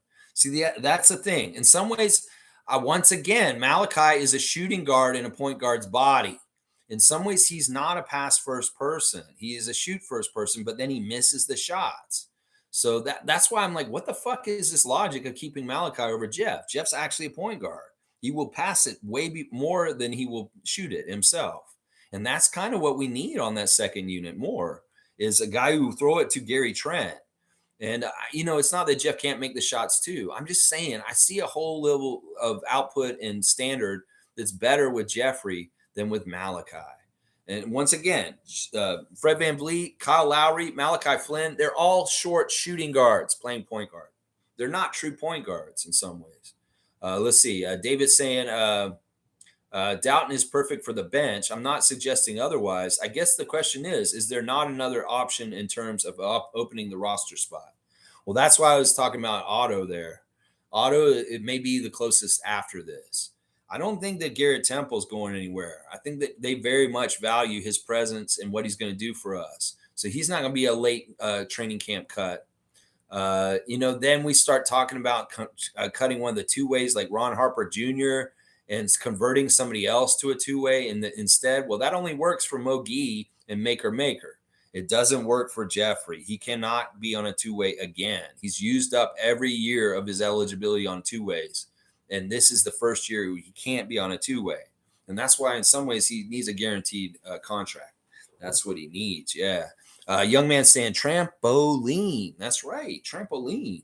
Wayne saying, how do you accomplish without getting the opportunity? Malachi's gotten those opportunities. We ain't bashing. We're assessing and opining what we see to when you need a cohesive bench. Yeah.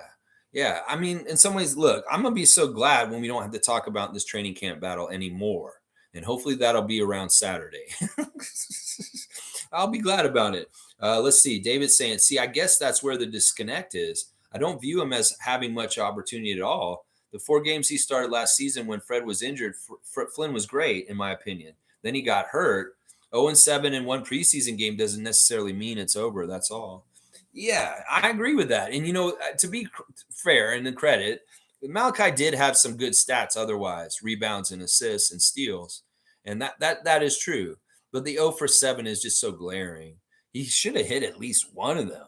If he had hit one of them, it would have helped him even a lot. Just one of them would have helped him so much, David. Once again, we have there is a disconnect between us on how much Malachi's gotten chances. And I'm looking at since he got drafted. The whole Tampa season, the whole year after that, and all of last year. 3 years, he's gotten more chances than most of the bench guys have. He definitely has. He definitely has. And that's what we're talking about more. You don't think he's gotten a lot of chances, and that's kind of what Eric Flynn thinks too. But he has on the down low gotten a lot of chances, and we see the same results quite often. That's the issue that Wayne and I and Kareem have with him to an extent. So Nameless is saying, I'm sure we can go and make a trade for a backup point guard who is way more impactful than Dowtin and Flynn combined if we wanted to. Facts. Maybe. I don't know. In some ways, our arms are tied because we're Toronto. And Masai is difficult to deal with. And I don't know. People don't want to help us.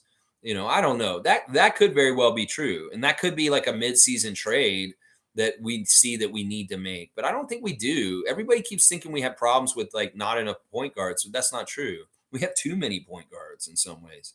Let's see. Wayne's saying to keep both Malachi and Jeff, a veteran's got to go. I say Temple. See, I find a lot of value in Temple, even if he doesn't play. I can tell. Like, I see what he's doing on the bench and just around the team. He's such a good glue guy. And he's totally coaching our guys, whether it's on the court when he's playing or he's at the end of the bench and he's really in guys' ears and teaching them things. So in some ways, the value of Garrett Temple is off the court, and it is immense. Let's just put it that way. So there's already a nod that he's not going anywhere. And you can tell he's having a huge impact already himself. He's a part of that whole aggregate of good vibes. And in some ways, I would rather cut Otto than Garrett Temple at this point. And I wouldn't have said that a month ago. At this point, I'm saying I'd rather have Garrett Temple than Otto, because I trust that we're going to get more out of Garrett Temple in intangibles around the team with leadership than we might get from what Otto's given us so far. In some ways, it's what you've given me so far is what I'm going to go on. I'm not going to go on promise, because promise, it could be never coming. So it really is kind of like, okay, Otto, yeah, we could see where you could really help us if you're healthy and you come and play. But if it's going to be like last year, yeah, you go ahead and we'll waive you and we'll keep Jeffrey, is what I'm saying. Nameless is saying we should consolidate that position and trade them both, Flynn and Dowtin. I don't mind that at all. Young man saying, love Darko, energy giver, not a talker, not a taker. not a taker. Yeah, I agree with this. He's giving and he wants to give everything and he make these guys as Superman, so they feel like they can take on the world. David's saying, haha, nameless. I don't mind that. In some ways, if you guys want to go get, like, who would you get? Something like a TJ McConnell, or you just want some sort of backup point guard that's really steady for sure. I don't know who that would be. And you trade both those guys. MSJ saying, it's just fun to speculate about that last spot. But at Nameless and Wayne Strainer, it could be a move is going to be made. Bring someone else in. Yeah, I don't see that. Once again, that was one of the things I was trying to say earlier. There's really certain periods of time of the year where you can expect trades and free agency kind of moves in that kind of way. But now it's not the time. This is the gear is the end of training camp, the end of preseason, and they're not looking to shuffle up and bring in new bodies to learn the system that they've all been learning the last 2 weeks. So yeah, this doesn't make any sense, y'all. There's not going to be a deal right now. Just trust me. Nameless is saying, haha, get them both out of here. That's a real solution. So there's no more debates. MSJ saying, that's why I don't so much get caught up in the players' fandoms. If one of them has to go, make the Raps better, be it. Yeah, I'm with you on that. And I don't misjudge me as being like a real big Dowtin fan, and that's clouding my judgment. No, the reason why I'm a big Dowtin fan is because I'm a very big fan of how he plays basketball. And it's not necessarily about like just being a fan of him, like on the outside. In some ways I struggle with this with Scottie, because in some ways I really like Scottie and I want to be a huge fan of his, but I also realize that, like we talked about with Cool Cat, you don't want to get too invested emotionally in your players because they can leave and it'll hurt. So I'm tempering things with this. And I try not to let my fandom of these players cloud my judgment on them.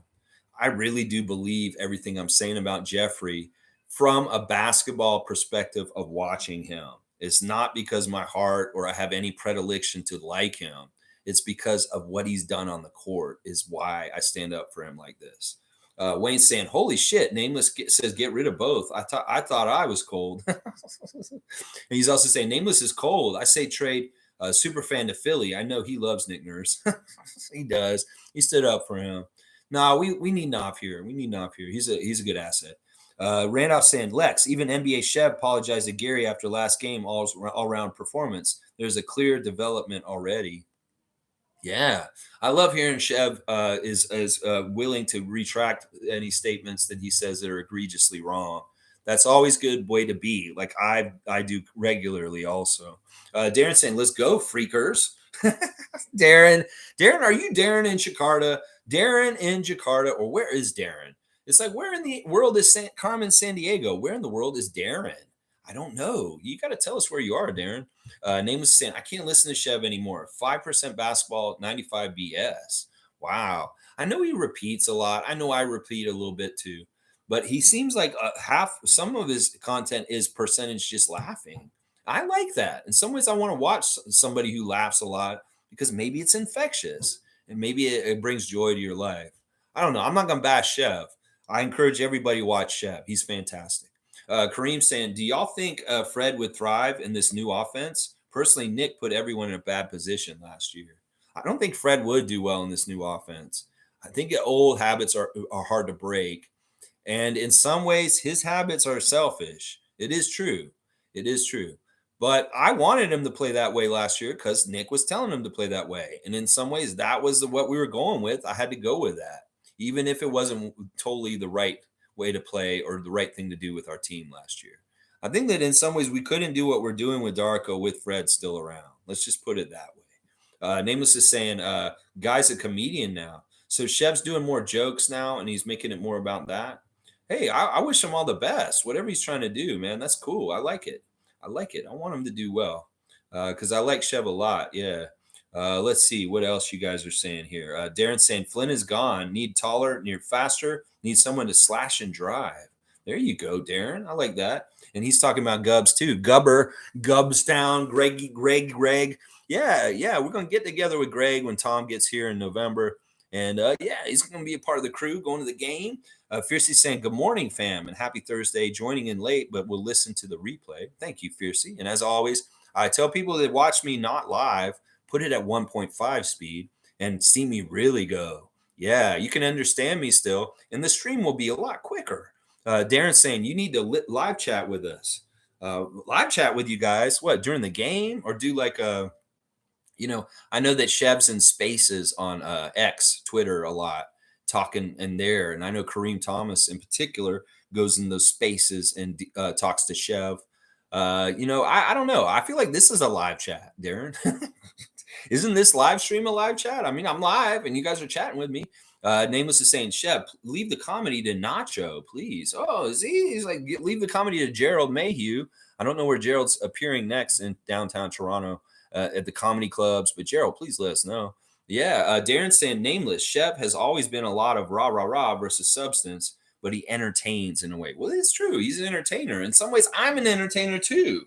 And sometimes you need a little bit of help with your entertainment, right? Right. This guy. We don't see him very much anymore, but he's part of the entertainment value of this channel. Our Canadian content officer, our Canadian, great Canadian, proud Canadian, Justin Beaver. Yes, that's right. You are my son, Justin. And I know that you're really good friends with Scottie. And, I'm value that you have a good friend like Scottie. And you're my son, and I want to show you love, okay? And you can go now, all right? So you go, and you do your life. You Raptor your life, Justin Bieber, all right? Okay? All right, yeah, man. All right, go. Get out of here, man. All right, yeah. See? Entertainment value. That's right, comedian. Ha, ha, ha, ha. Tell a joke, laugh. Ha, ha, ha, ha, ha. All right, anyway. All right, let's keep going. Neil's here. Good to see Neil. Blackhawk saying, I just want the team balanced. My main criticism of the team is that the two ways should have included Maker or Mogi. I like that kind of in some ways too. Maybe if we're going to have 3 two-ways now, you could have one for each position so you have depth at each position. So maybe we need a guard two-way, Marquise Noel, a forward two-way, Javon Freeman Liberty, and a center two-way, Mogi or Maker. I would not be upset with this. I would not be upset with this, Neil. I like it. I like that idea. In some ways, you're right. With Koloko's respiratory problem, maybe we need to put one of the two ways on one of those two guys just for insurance, just for center insurance. Monique is saying, I absolutely hate Will lose predictions for the Raptors, shaking my fucking head. But thanks for posting it in the chat. We know Alex Wong's predictions, though? I love Alex. All right, yeah, Monique, bringing up something yesterday that I posted in our Facebook chat.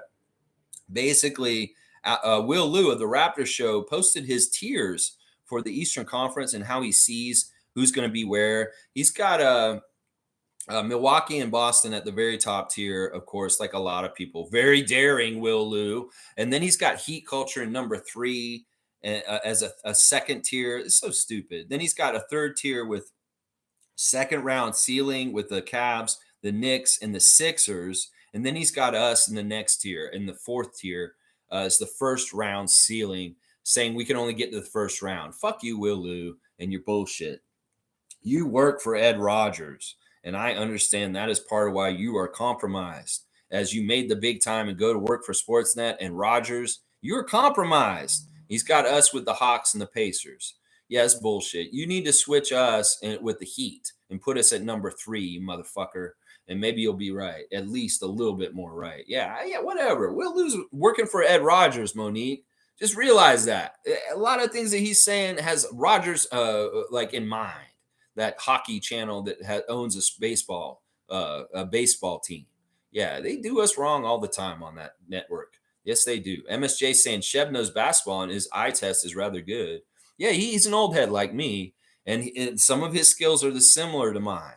He's got a knowledge and a history of the NBA game and knowing things and putting that in context. And that's part of the reason why I really respect him, because in some ways he's more well-informed than most people making basketball content, because he has a respect and a knowledge of the history of the game. A lot of these youngsters that are making content on NBA stuff, they don't know jack shit. They really don't fucking know anything past 5 or 10 years ago. And in some ways, that's why I encourage people to watch people like Shev, because he knows what he's talking about. Yeah, Darren saying, yep. And Wayne saying, ain't no diplomacy here. This is a big boys club. Leave your feelings at the door. Please stop apologizing for telling David his opinion is wrong and it's wrong. David is his own and it's wrong. Opinions can be wrong. Wayne, I'm a diplomat. I am a diplomat. I'm a diplomat in all kinds of situations. I lived in Kensington Market for 4 years and ran a convenience store. And sometimes when you have homeless people and crazy people on drugs and just regular old craziness in Kensington, you have to be a diplomat. Yes, you do. So in some ways, I don't like conflict. And I'm very much somebody who tries to minimize conflict. Once again, David Saborin is one of my biggest supporters. Let's just put it that way. Financially, let's just put it that way for this channel. He's somebody who's given me a lot of super chats and different things like that. And it's not that I value him for the money he's throwing at me. It's just, once again, it's stupid to get the people that are supporting you very angry at you. So I love David, honestly. And it's not just because of that. David and I have a real friendship from hanging out a few times in the last couple of years. And we really have connected and we do genuinely really like each other. So in some ways, it's preserving a friendship beyond just being respectful towards just any everyday kind of person that's in this chat. He's somebody I know in person, and I very much value as a friend. So it's different. It's different. Let's just put it that way. But I'm always going to be diplomatic, even with people that probably don't deserve it.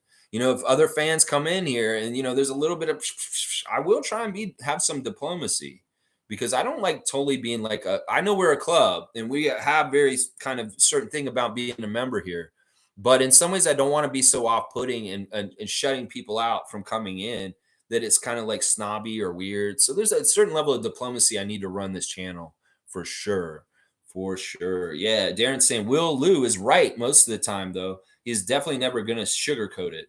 In some ways, I get what you're saying, Darren, but I don't think, in some ways, he's like, to me, I call some people Eeyores, just like the character from Winnie the Pooh.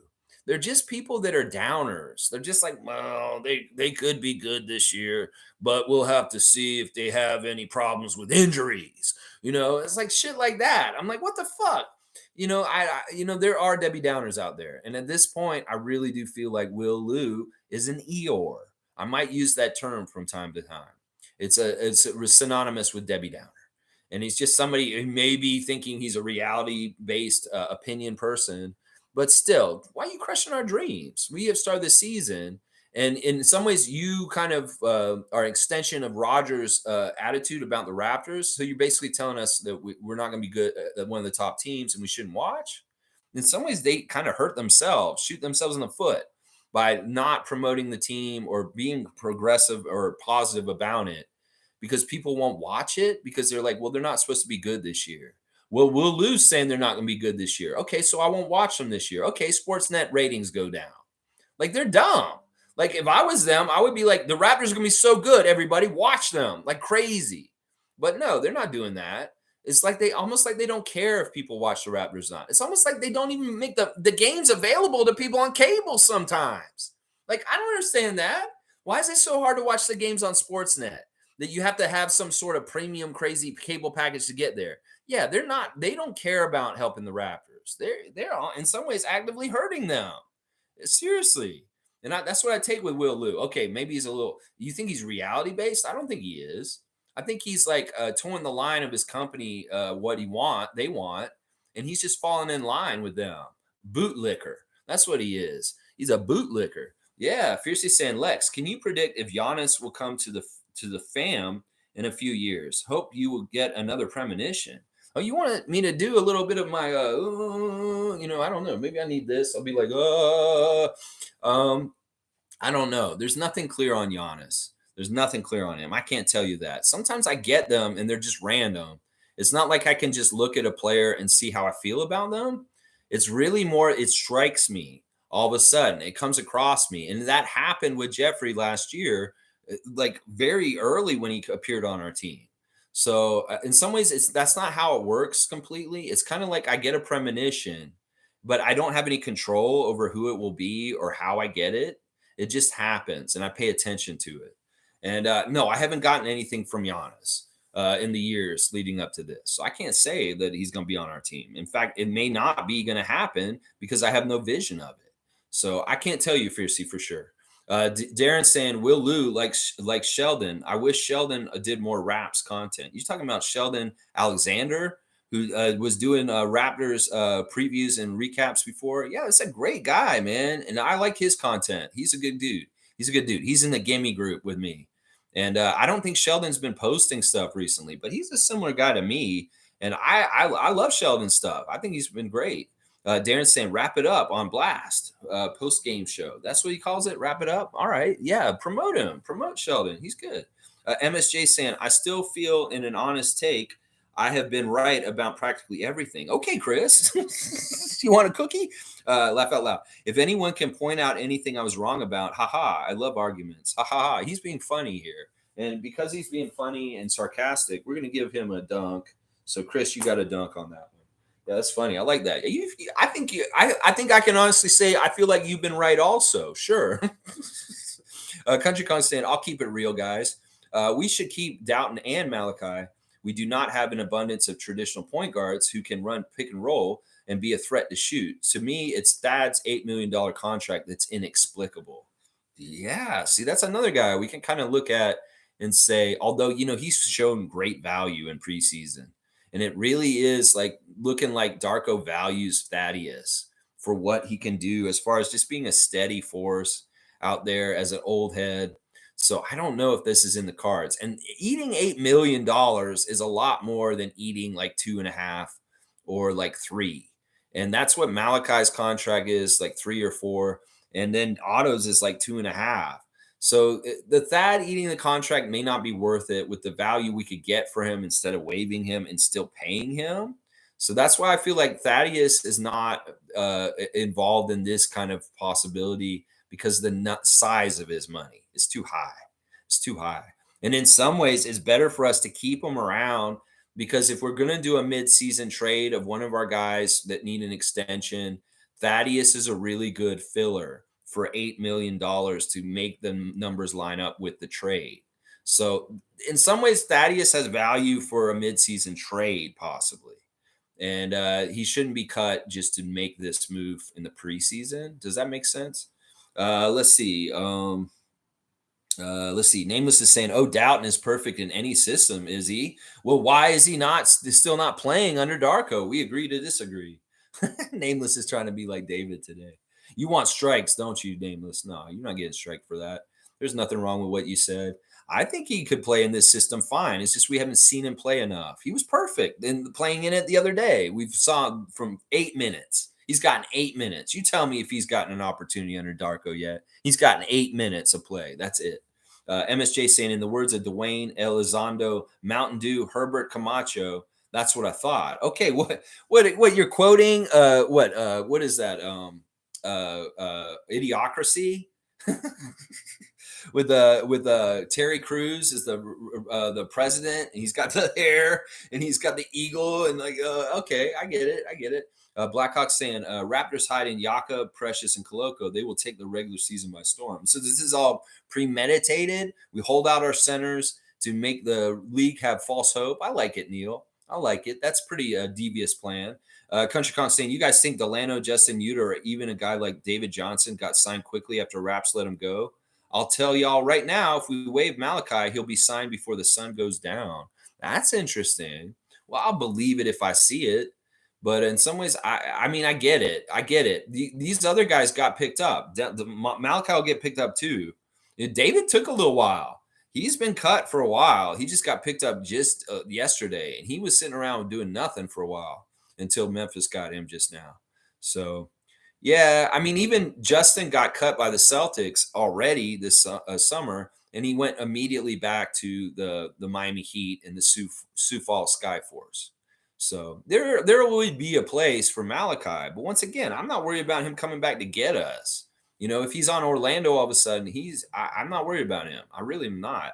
Thank you for the cutoff, Nameless. And Darren saying, let Malachi go. He's had his run. Nothing much there. Time to look for something else. Thank you. Thank you for the cutoff. Chris comes here. He's saying, man, I've been a big Flynn supporter based on the minimal times he's showed his skills, but he's running out of time to prove he can run the team properly. I also feel bad for Dowtin. See, Criscom's a big booster of Flynn, and he's really stood up for him in years past. But he's saying he's understanding that maybe this is it. This is it. I mean, listen, if we keep him over Jeffrey and we play this whole entire season and Malachi just sucks by the end of the year, would y'all be okay with us letting him go next offseason? Is what I'm going to say right now. How many of these years do we have to have like this? David saying, I mean, we made excuses for the whole franchise in Tampa season. Why doesn't that apply to Flynn? Well, we did give him opportunities. David, once again, it's the whole thing about we're very much basing it on the performance of these guys on the court. Some of it is from stats. Some of it is from eye test of watching them on the court and seeing what they do well, whether how they do on defense, how they get to their open shots, how do they deal with their open shots, how are they looking for their teammates as far as passing, or are they successful in setting up their teammates to make the shots? There's a lot to it. And in some ways, I have a body of work that I watched last year that a lot of people didn't with Jeffrey on the 905. And, I was even familiar with Jeffrey before he came to the Raptors when he played for Orlando on Lakeland Magic. And he killed us before he even showed up on our team. So I already had a high opinion of him before he even became part of our team. So it's a weird thing. It's kind of like an eye test, and it's also doing a stat autopsy on the box score.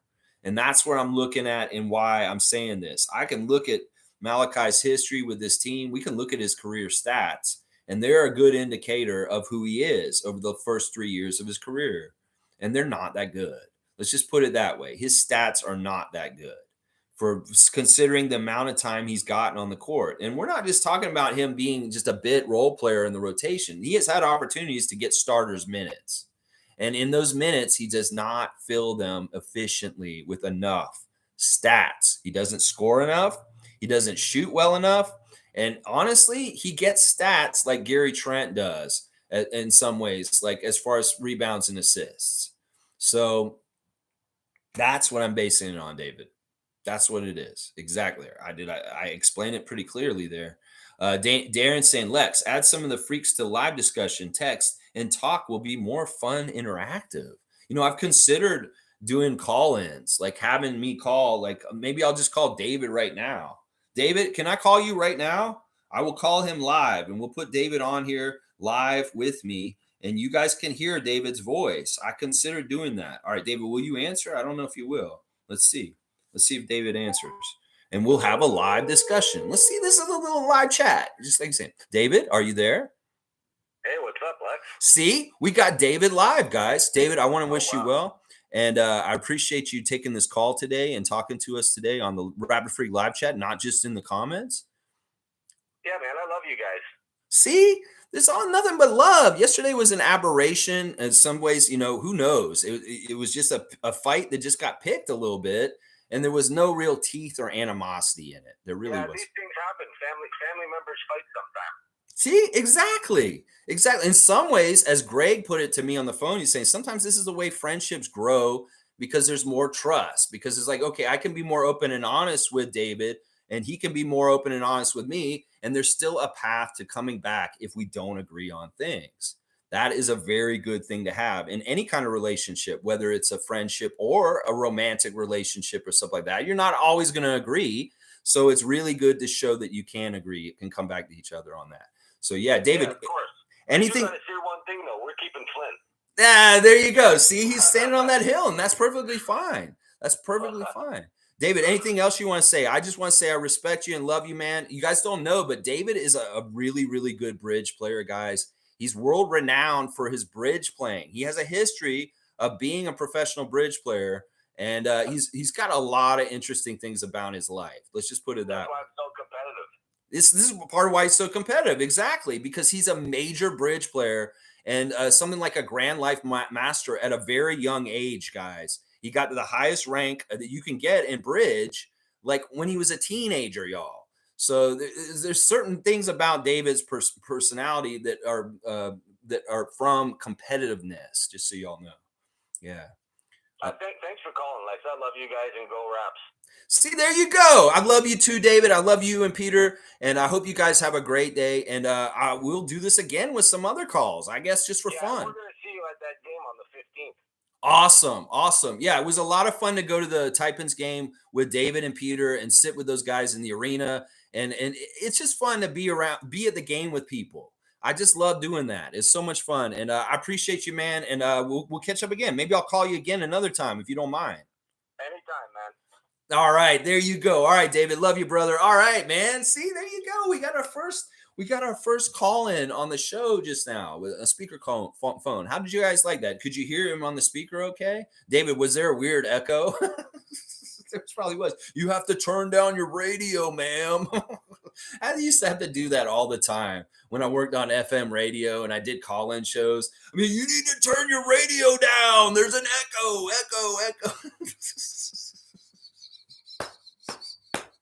All right, Country Kong saying the NBA feeds off of us Raptors fans bickering amongst ourselves and using social media to force our players out. Regardless of how you feel about Malachi, if it's Masai if Masai is who we say, Malachi must be good.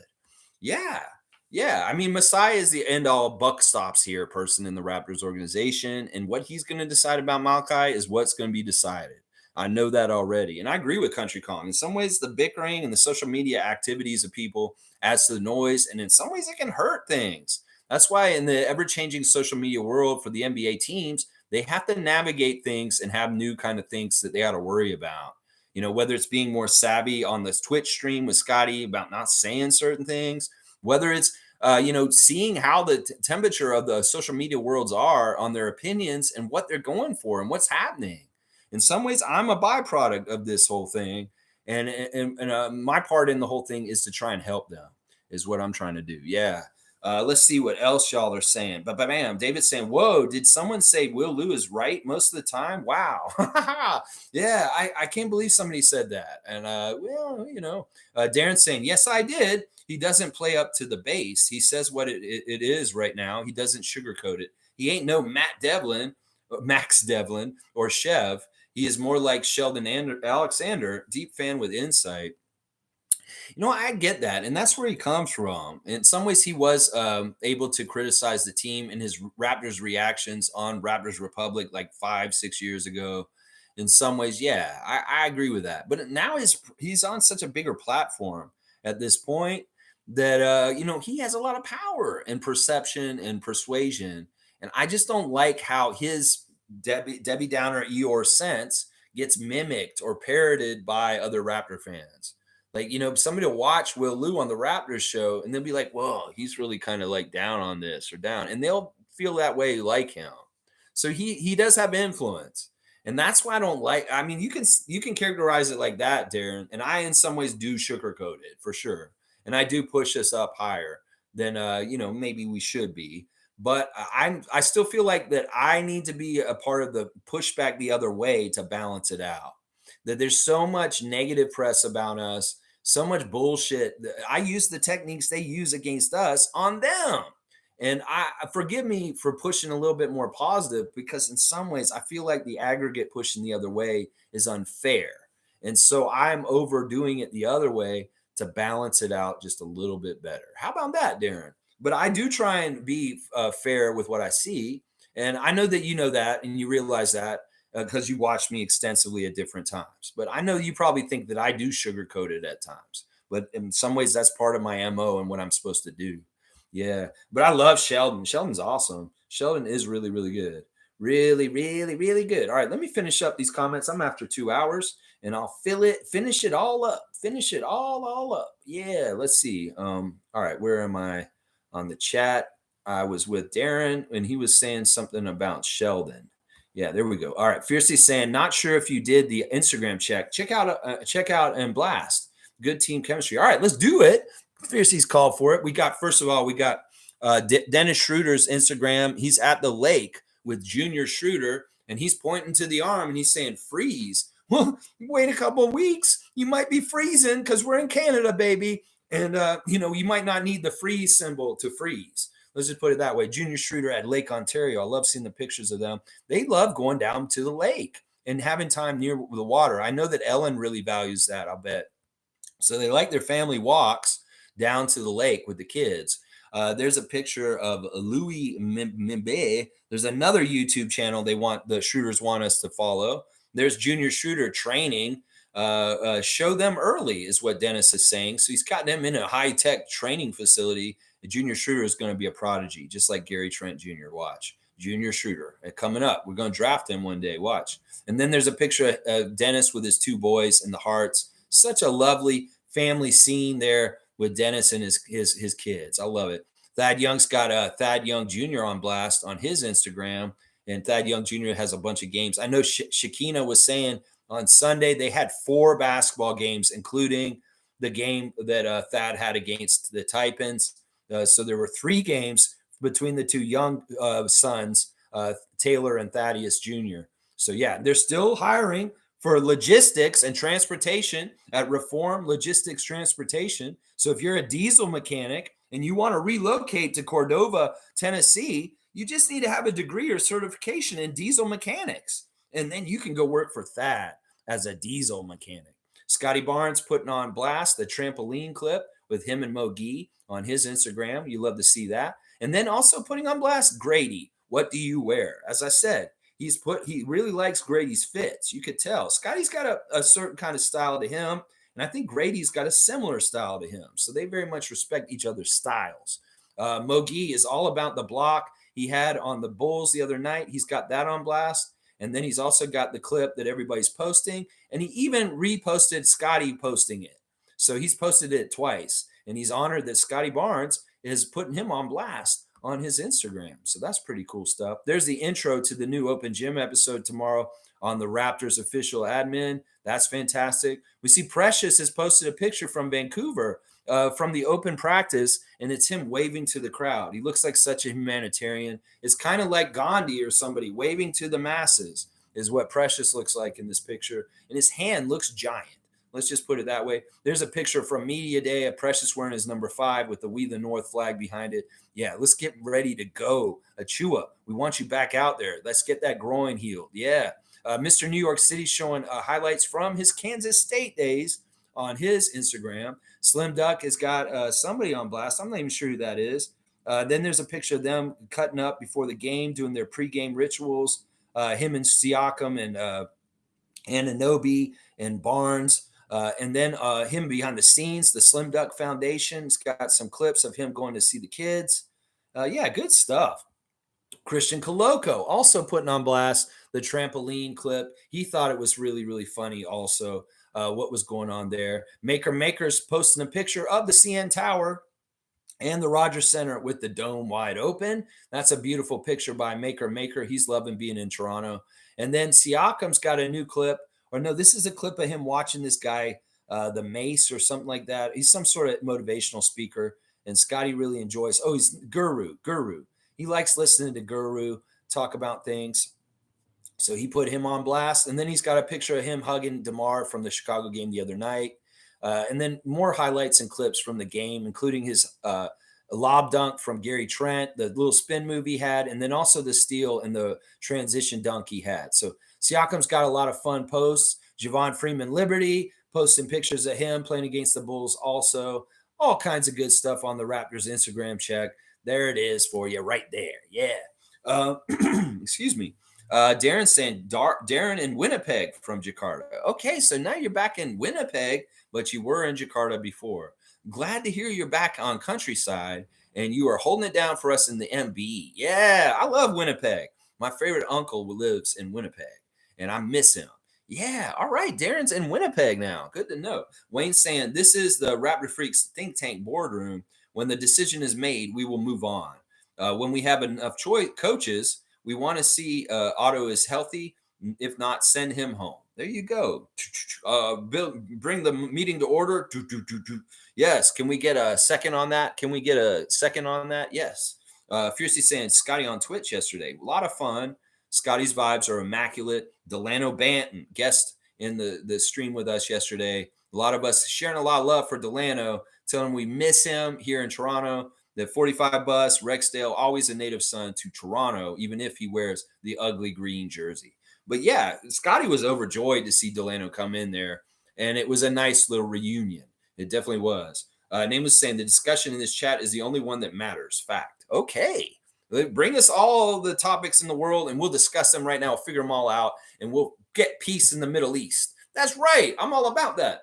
Wayne saying Chev is awesome. Lex delves into politics. Chev delves into lifestyle issues. Give us old guys that we love to talk and repeat ourselves. I would love to do lifestyle issues. I'm all about that. I could talk about lifestyle things. In some ways, I could have a segment called like Dear Abby, where you guys give me questions about like advice. I could do an advice column. I don't mind doing that. That'd be fun in some ways. Like I have this problem, Lex, with my neighbor or something like that, or I have this problem with my relationship. What should I do? I'll give you those kind of Dear Abby advice segment. I could do that. It'd be fun. Yeah, I don't mind doing the politics. In some ways, that is a deterrent for some people here because my politics may not line up with them. But it doesn't matter. If you don't have the same political ideology as me, that's fine. We can coexist if you have the same love for the Raptors as me. That's all that matters. Top saying, Country Kong, you said we need to keep more traditional point guards, so we should keep Malachi and Dowtin. Malachi is only a traditional point guard in height. He doesn't play like one. I completely agree with this with Top. He plays like a shooting guard. And that's why it's like if we want a traditional point guard, Jeffrey's more of that. Marquise is more of that. Dennis is more of that. These guys are the most traditional point guards on our team, is those three guys. In some ways, Malachi is a shooting guard masquerading as a point guard. That's right. Darren's saying 50 wins for the Raps if they click this season, but will lose. Probably right if they don't click. Well, that's why I want to bet on us and go with me. And let's not listen to Eeyore. That's right. 50 wins for the Raptors. That's what we want. That's what we're going to get, Darren. That's right. Paul B saying, Lexi, what are your thoughts on U2's Sphere performances? Is it a gimmick or are they giving Octung Baby the justice it deserves? I'm going to say this right now. U2's been one of my favorite bands my whole entire life. And they just recently became my second favorite band because of earlier this year, I was really disappointed with their Songs of Surrender release. I felt like it was a stupid cash grab. And then I heard they were going to do this Vegas residency. Larry wasn't cool with it. And so he's not doing it. It's not because he's injured. He said he'd never do a Vegas residency. He's a man of his word. So he's not there. I, in some ways, was like, this is fucked up. I'm really sad about my favorite band. They're aging out. But no, I'm wrong because they're badasses. This show in the Sphere is amazing. The justice they're doing to their old songs with the visual representations and the energy in that building is off the charts. That Sphere has made U2 badass again to me. They were dead to me earlier this year because they did a lame album, but now it's rejuvenated. And Paul B, everything they're doing in Vegas is badass right now. I'm sorry. I've watched the whole show in concert footage, and it is amazing. Honestly, people, even if you're not a U2 fan, go watch a Sphere show with them and the visuals and what they're doing in that building and realize this is like Victor Wembanyama. This is the future, baby. And it is impressive. There's nothing about the Sphere that is bogus or a fraud. This is a real deal Holyfield badass building. And I'm looking forward to seeing who's going to take residency there in the future. They're saying that they're going to open up 4 seasons of residency every year. So different artists will be coming in and tailor making their show for these residencies. One in the spring, one in the summer, one in the fall. U2 will be the first one ever, and they did this fall. Next spring, somebody else is going to come in there and do their show. It could be somebody like it could be somebody like Jay-Z. It could be somebody like Taylor Swift. It could be somebody like Elton John. It could be some huge artist. And they'll do their interpretation with that visual backdrop. It's going to be absolutely fantastic.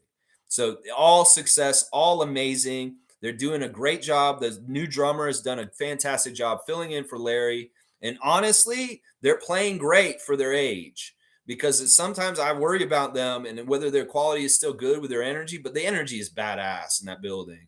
And that building is just fantastic. In fact, I hate James Dolan, but he won on this one. He made something beautiful and incredible. Honestly, he really did. He really did. That is my opinion on the Sphere. Darren's saying William doesn't care about Sportsnet. He has his own take. Yeah, but he still works for them, and they'll fire his ass. I'm telling you, there are direct lines from Ed Rogers on how to conduct business when it comes to Raptors. I'm telling you, everybody who works for Sportsnet is compromised to a degree. I love Alvin. I love Savanah Hamilton. I trust them. In some ways, they're fine. But there's other people that I don't totally trust. I trust Matt Devlin too, but I don't trust Grange. I don't trust Will Liu. I don't trust Blake Murphy. I don't trust most of the Sportsnet people. I do trust Savanah and Alvin and Matt Devlin, but pretty much, and Alex Wong, sure, why not? But the rest of them, I do not trust them. And I would believe definitely Michael Grange is taking his direction from possible things that the head office of Rogers wants him to do. And I wouldn't put it past Will Liu doing it too. In some ways, I take that dragging down and putting down the extra pessimism about the team as being added or asked for by the powers that be above. That's what I see. Yeah. Let's see. Country Kong saying, Top, what's your definition of a traditional point guard? To me, it's someone who with speed and a tight handle who can run the pick and roll with court vision and make the right read and pass and also be a threat to shoot threes. That's not a bad description. But to me, what a point guard is John Stockton, Steve Nash, Jason Kidd, a guy who's getting more assists than they're trying to score. And there's not many of these guys in the league anymore. Every point guard, to a degree, is a scorer first at this point. It's kind of squeezed out the whole traditional point guard mentality. In some ways, Marquise has to be a traditional point guard because of his stature. In some ways, it really is a pass first guy way before any kind of shoot first. So the way I always gauge whether you're a shooting guard or point guard is, are you more likely to shoot it or pass it? And if you're more likely to shoot it, I look at you as more of a shooting guard. And that's why I call Malachi that. That's why I call Fred that.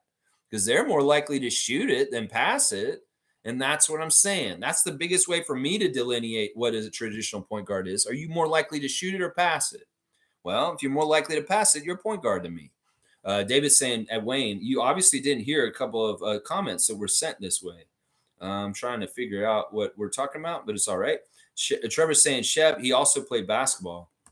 Yeah, I play basketball too, but not at any kind of high level or anything. It's not like I didn't even play in high school, but I did play a lot of rec basketball. I played a lot of pickup basketball. I coached in those kind of games too. I played church league. I played men's city league. So there is some experience on the court too. I don't know what level Chev got to. I don't know what level as far as competitiveness and stuff like that he got to. But I've definitely played a lot of basketball in my life. Wayne's saying long-term Liberty Freeman is a solid recruit and has more upside than Jeff and Malachi, but will he want to stay after being developed? I know that was the big question in the tell from his interview earlier this week. I think that Javon Freeman Liberty in some ways is more talented than those guys. I will agree with you on that. David's saying, I do have to apologize as well, though the flaky comment was out of line, although I wasn't actually directing it at you, even though that's how it came out. We both said things yesterday we probably shouldn't have. I probably said more than I probably should have than you did, honestly, to be honest. And I sincerely apologize. Darren's saying, Chev, Lex, Gubbers are all on board looking for the positive in the Raps. Look at the upside. That's right. That's right. I got to be the positive force against the negative forces against the Raptors. Country Con saying, I can go into more detail tomorrow, but to be honest, I'm 100% with David and Tom. My eyes see what their eyes see in Malachi. I'm very much not with the mob that's against Malachi. I value his skills. All right. We got more people standing with Tom and David, and I have no problem with that. I really don't. In some ways, I really don't care about this as much as some people may think I do. I really don't. In some ways, I'm just like queso rasa, whatever will be, is really where I'm at with this. David's saying, welcome aboard. Here's to hoping. All right. And Tom saying, let's go Raptors. You guys all rock. Every one of you, even nameless. Darren saying, I watch all the content. I don't swallow my own hype for the Raps. Okay. I mean, in some ways, I really do want to be that Flavor Flav hype man for the Raptors and really, really push them in positive ways, because I really did see that like not enough people were doing this. So in some ways, that is a big reason why I exist in a lot of ways. Tom saying lots of people are NBA first fans and Raptors are just their home team. Nothing wrong with that. In some ways, I do have a problem with that. I really do. Tom, you can have no problem with that. But I get annoyed with people that are from Toronto that live here that are more Golden State fans, that are more Lakers fans. Some of them are even Celtics fans over Raptors fans. Yeah, I get annoyed with these people. I really do. They're not people that I like. And in some ways, people that are NBA fans first, I don't really like them either. Pick a team. Pick even just pick a player. I actually like player fans more than just general NBA fans that just like the whole NBA generically. Yeah, in some ways, I'm like, pick some sides, people. Jeez Louise, and stop being such turncoats and jumping around. Drake is this kind of fan. He's jumping around, even though he's our global ambassador. He shows love for the Warriors. He's showing love for the Suns this year. In some ways, he's that kind of fan that annoys me. In some ways, Drake is. Yeah. Darren's saying, if you have watched Will Liu for nearly a decade, you get to know how much of a Raps fan he is. That's the bottom line. Yeah, but in some ways, he goes through unnecessary suffering, Darren. In some ways, he is not. This is the thing. And once again, I've gone through hell in my life. I've had the dark soul of the night, or whatever thing they're talking about, many times. And Will Liu is younger and a little bit less mature than me in like experience. And in some ways, he hasn't learned some of the very like key wisdom points about suffering, and he allows unnecessary suffering. And that's why, in some ways, I see what he's doing, and I'm like, "Oh, you fool! You are unnecessarily suffering, and that's all on your own choice." So that's kind of what I put it at. You guys can say it's like, "Oh, he's being clear and true," but in some ways, I see him. He's suffering for no reason. Like, why are you so upset? Why are you getting all bent out of shape out of this or over this? And in some ways, it's like you have not figured out the key to not unnecessarily suffer. And that's one of the things I want him to learn, because he'll change as a person when he learns this lesson finally. He may never learn it though. He may just live blindly with not ever learning that he's unnecessarily suffering. It's a very interesting thing. It has a lot to do with Siddhartha. It has a lot to do with Buddhism. It has a lot to do with people like Eckhart Tolle. You go listen to Eckhart Tolle talk about suffering and whether it's needless, and you find out a lot of your suffering is needless and stupid, and you didn't even need to go through it. And that's why I have a problem with him, is because he needlessly suffers. And then vicariously, people follow him and they needlessly suffer with him. I'm trying to help y'all so that you don't suffer. That's what I'm trying to help. Let's see. Wayne's saying, I love David. See, he just did the correct thing. Finally, I didn't take it personally because we are grown men. If I don't argue with you, I don't like you. This is a great thing. Listen, it'd be bad if we were all yes people and we all just agreed and everything was just like hunky dory all the time.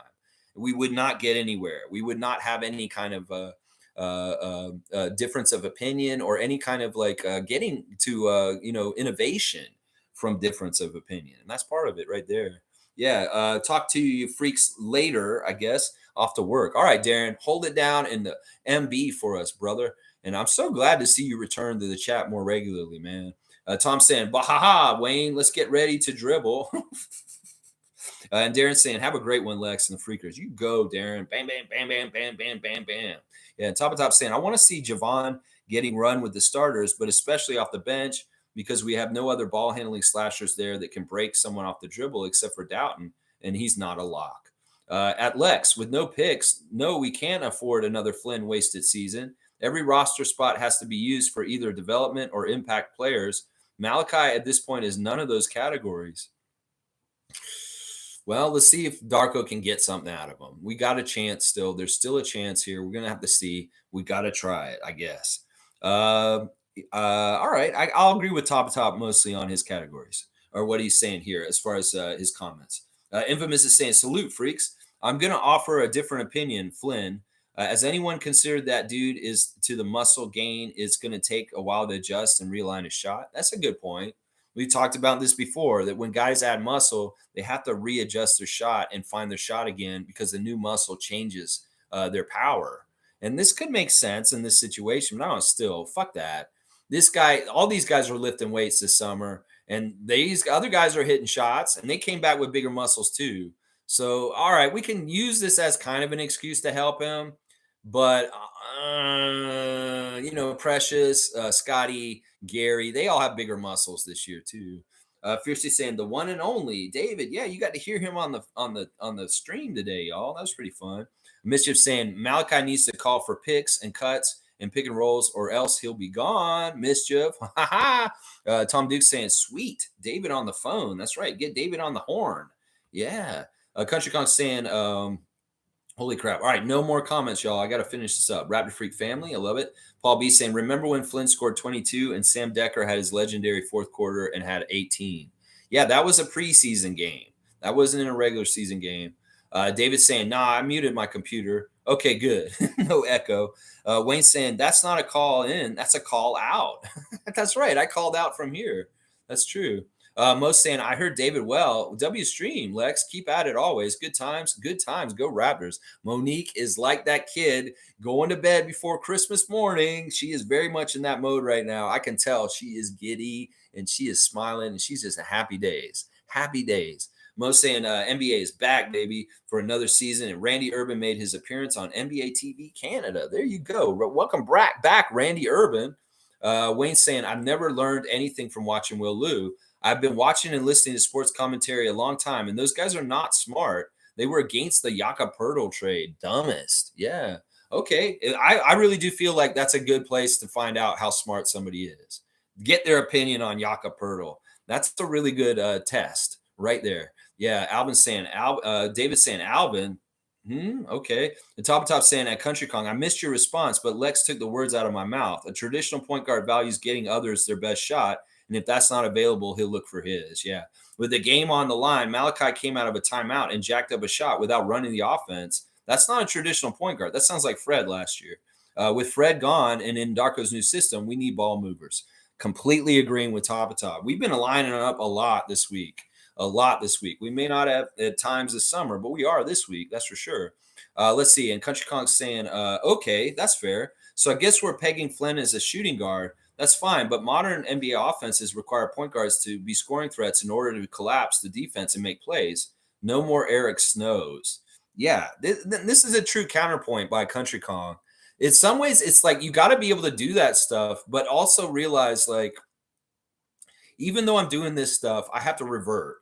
Like, in some ways, you shouldn't be looked at as such a heavy shooter like Fred was. Because that's what I'm saying. We all agree Freddie was more like a shooting guard than a point guard in a lot of ways. And that's what I'm trying to say is like Malachi kind of goes in that direction as far as things. Let's see. Country Kong saying, also, was Flynn a shooting guard in college or was he the one of the best pick and roll players in the nation? When did Flynn become a shooting guard? Under the tutelage of Nick and Fred, whose impact you refuse to acknowledge? Sorry, I'm done. This is a fair point. And it's noted. The influence of Fred possibly could have made him go more in that direction. I didn't watch Malachi in college enough to really determine what you're asking here. So it could very well be you're right. That they converted him a little bit when he came in. Fiercely saying CP3 as well, a good point guard. Yeah, Chris Paul's a great example of a real point guard. He's a real point guard. A young man saying, talk about Flynn's college days like he isn't in his fourth year. Laugh out loud. Yeah, I hear you, young man. All right, y'all. On that note, let's finish it up before 2.5 hours. I appreciate y'all being here for a think tank today on Darko, which really, once again, came around to Malachi again. But we are all very enthusiastic with the little bits that we've seen of Darko's system so far. It seems very fruitful, seems very flexible, seems very wide open and allowable for different things. But also, we're hearing things from the players about structure, and that structure is really important.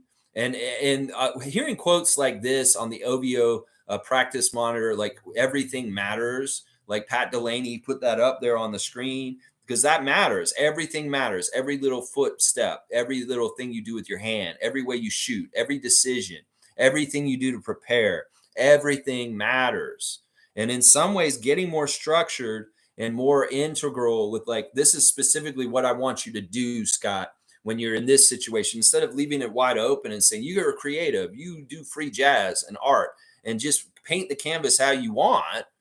In some ways, the structure is much better. The thriving for these guys will come with the instruction and then the accountability of knowing this is exactly what they were supposed to do instead of making it up on their own because the coach said, we just want you to do what you want. And in some ways, there's no accountability in that. So I like the fact of it's a flexible, wide open structure where they feel free to do what they want, but there's accountability and there's a system and there's actually like parts to it that have to happen. And we can actually look at those parts and get into the nitty gritty instead of it just being some obtuse, ambiguous, massive work that the team has to accomplish every night. and people are just picking up pieces of it randomly as the game goes on. That's the thing that's going to be the secret of success for Darko is everything matters. Everything. Every damn thing. All right, y'all. Thanks for watching me today. And I'll be back tomorrow, 9:30 a.m. preview for the game against the Wizards tomorrow night. Let's go Raptors. That's right. Stay true in your heart to the team and stay positive. And let's not do any unnecessary suffering. There's no reason to get ahead and put suffering on layaway when you may not even need to buy it down the road. So let's just keep going and keep positive and allow for the growth and success that this year's Toronto Raptors team can fully reach in potential. There you go. Let's go Raptors!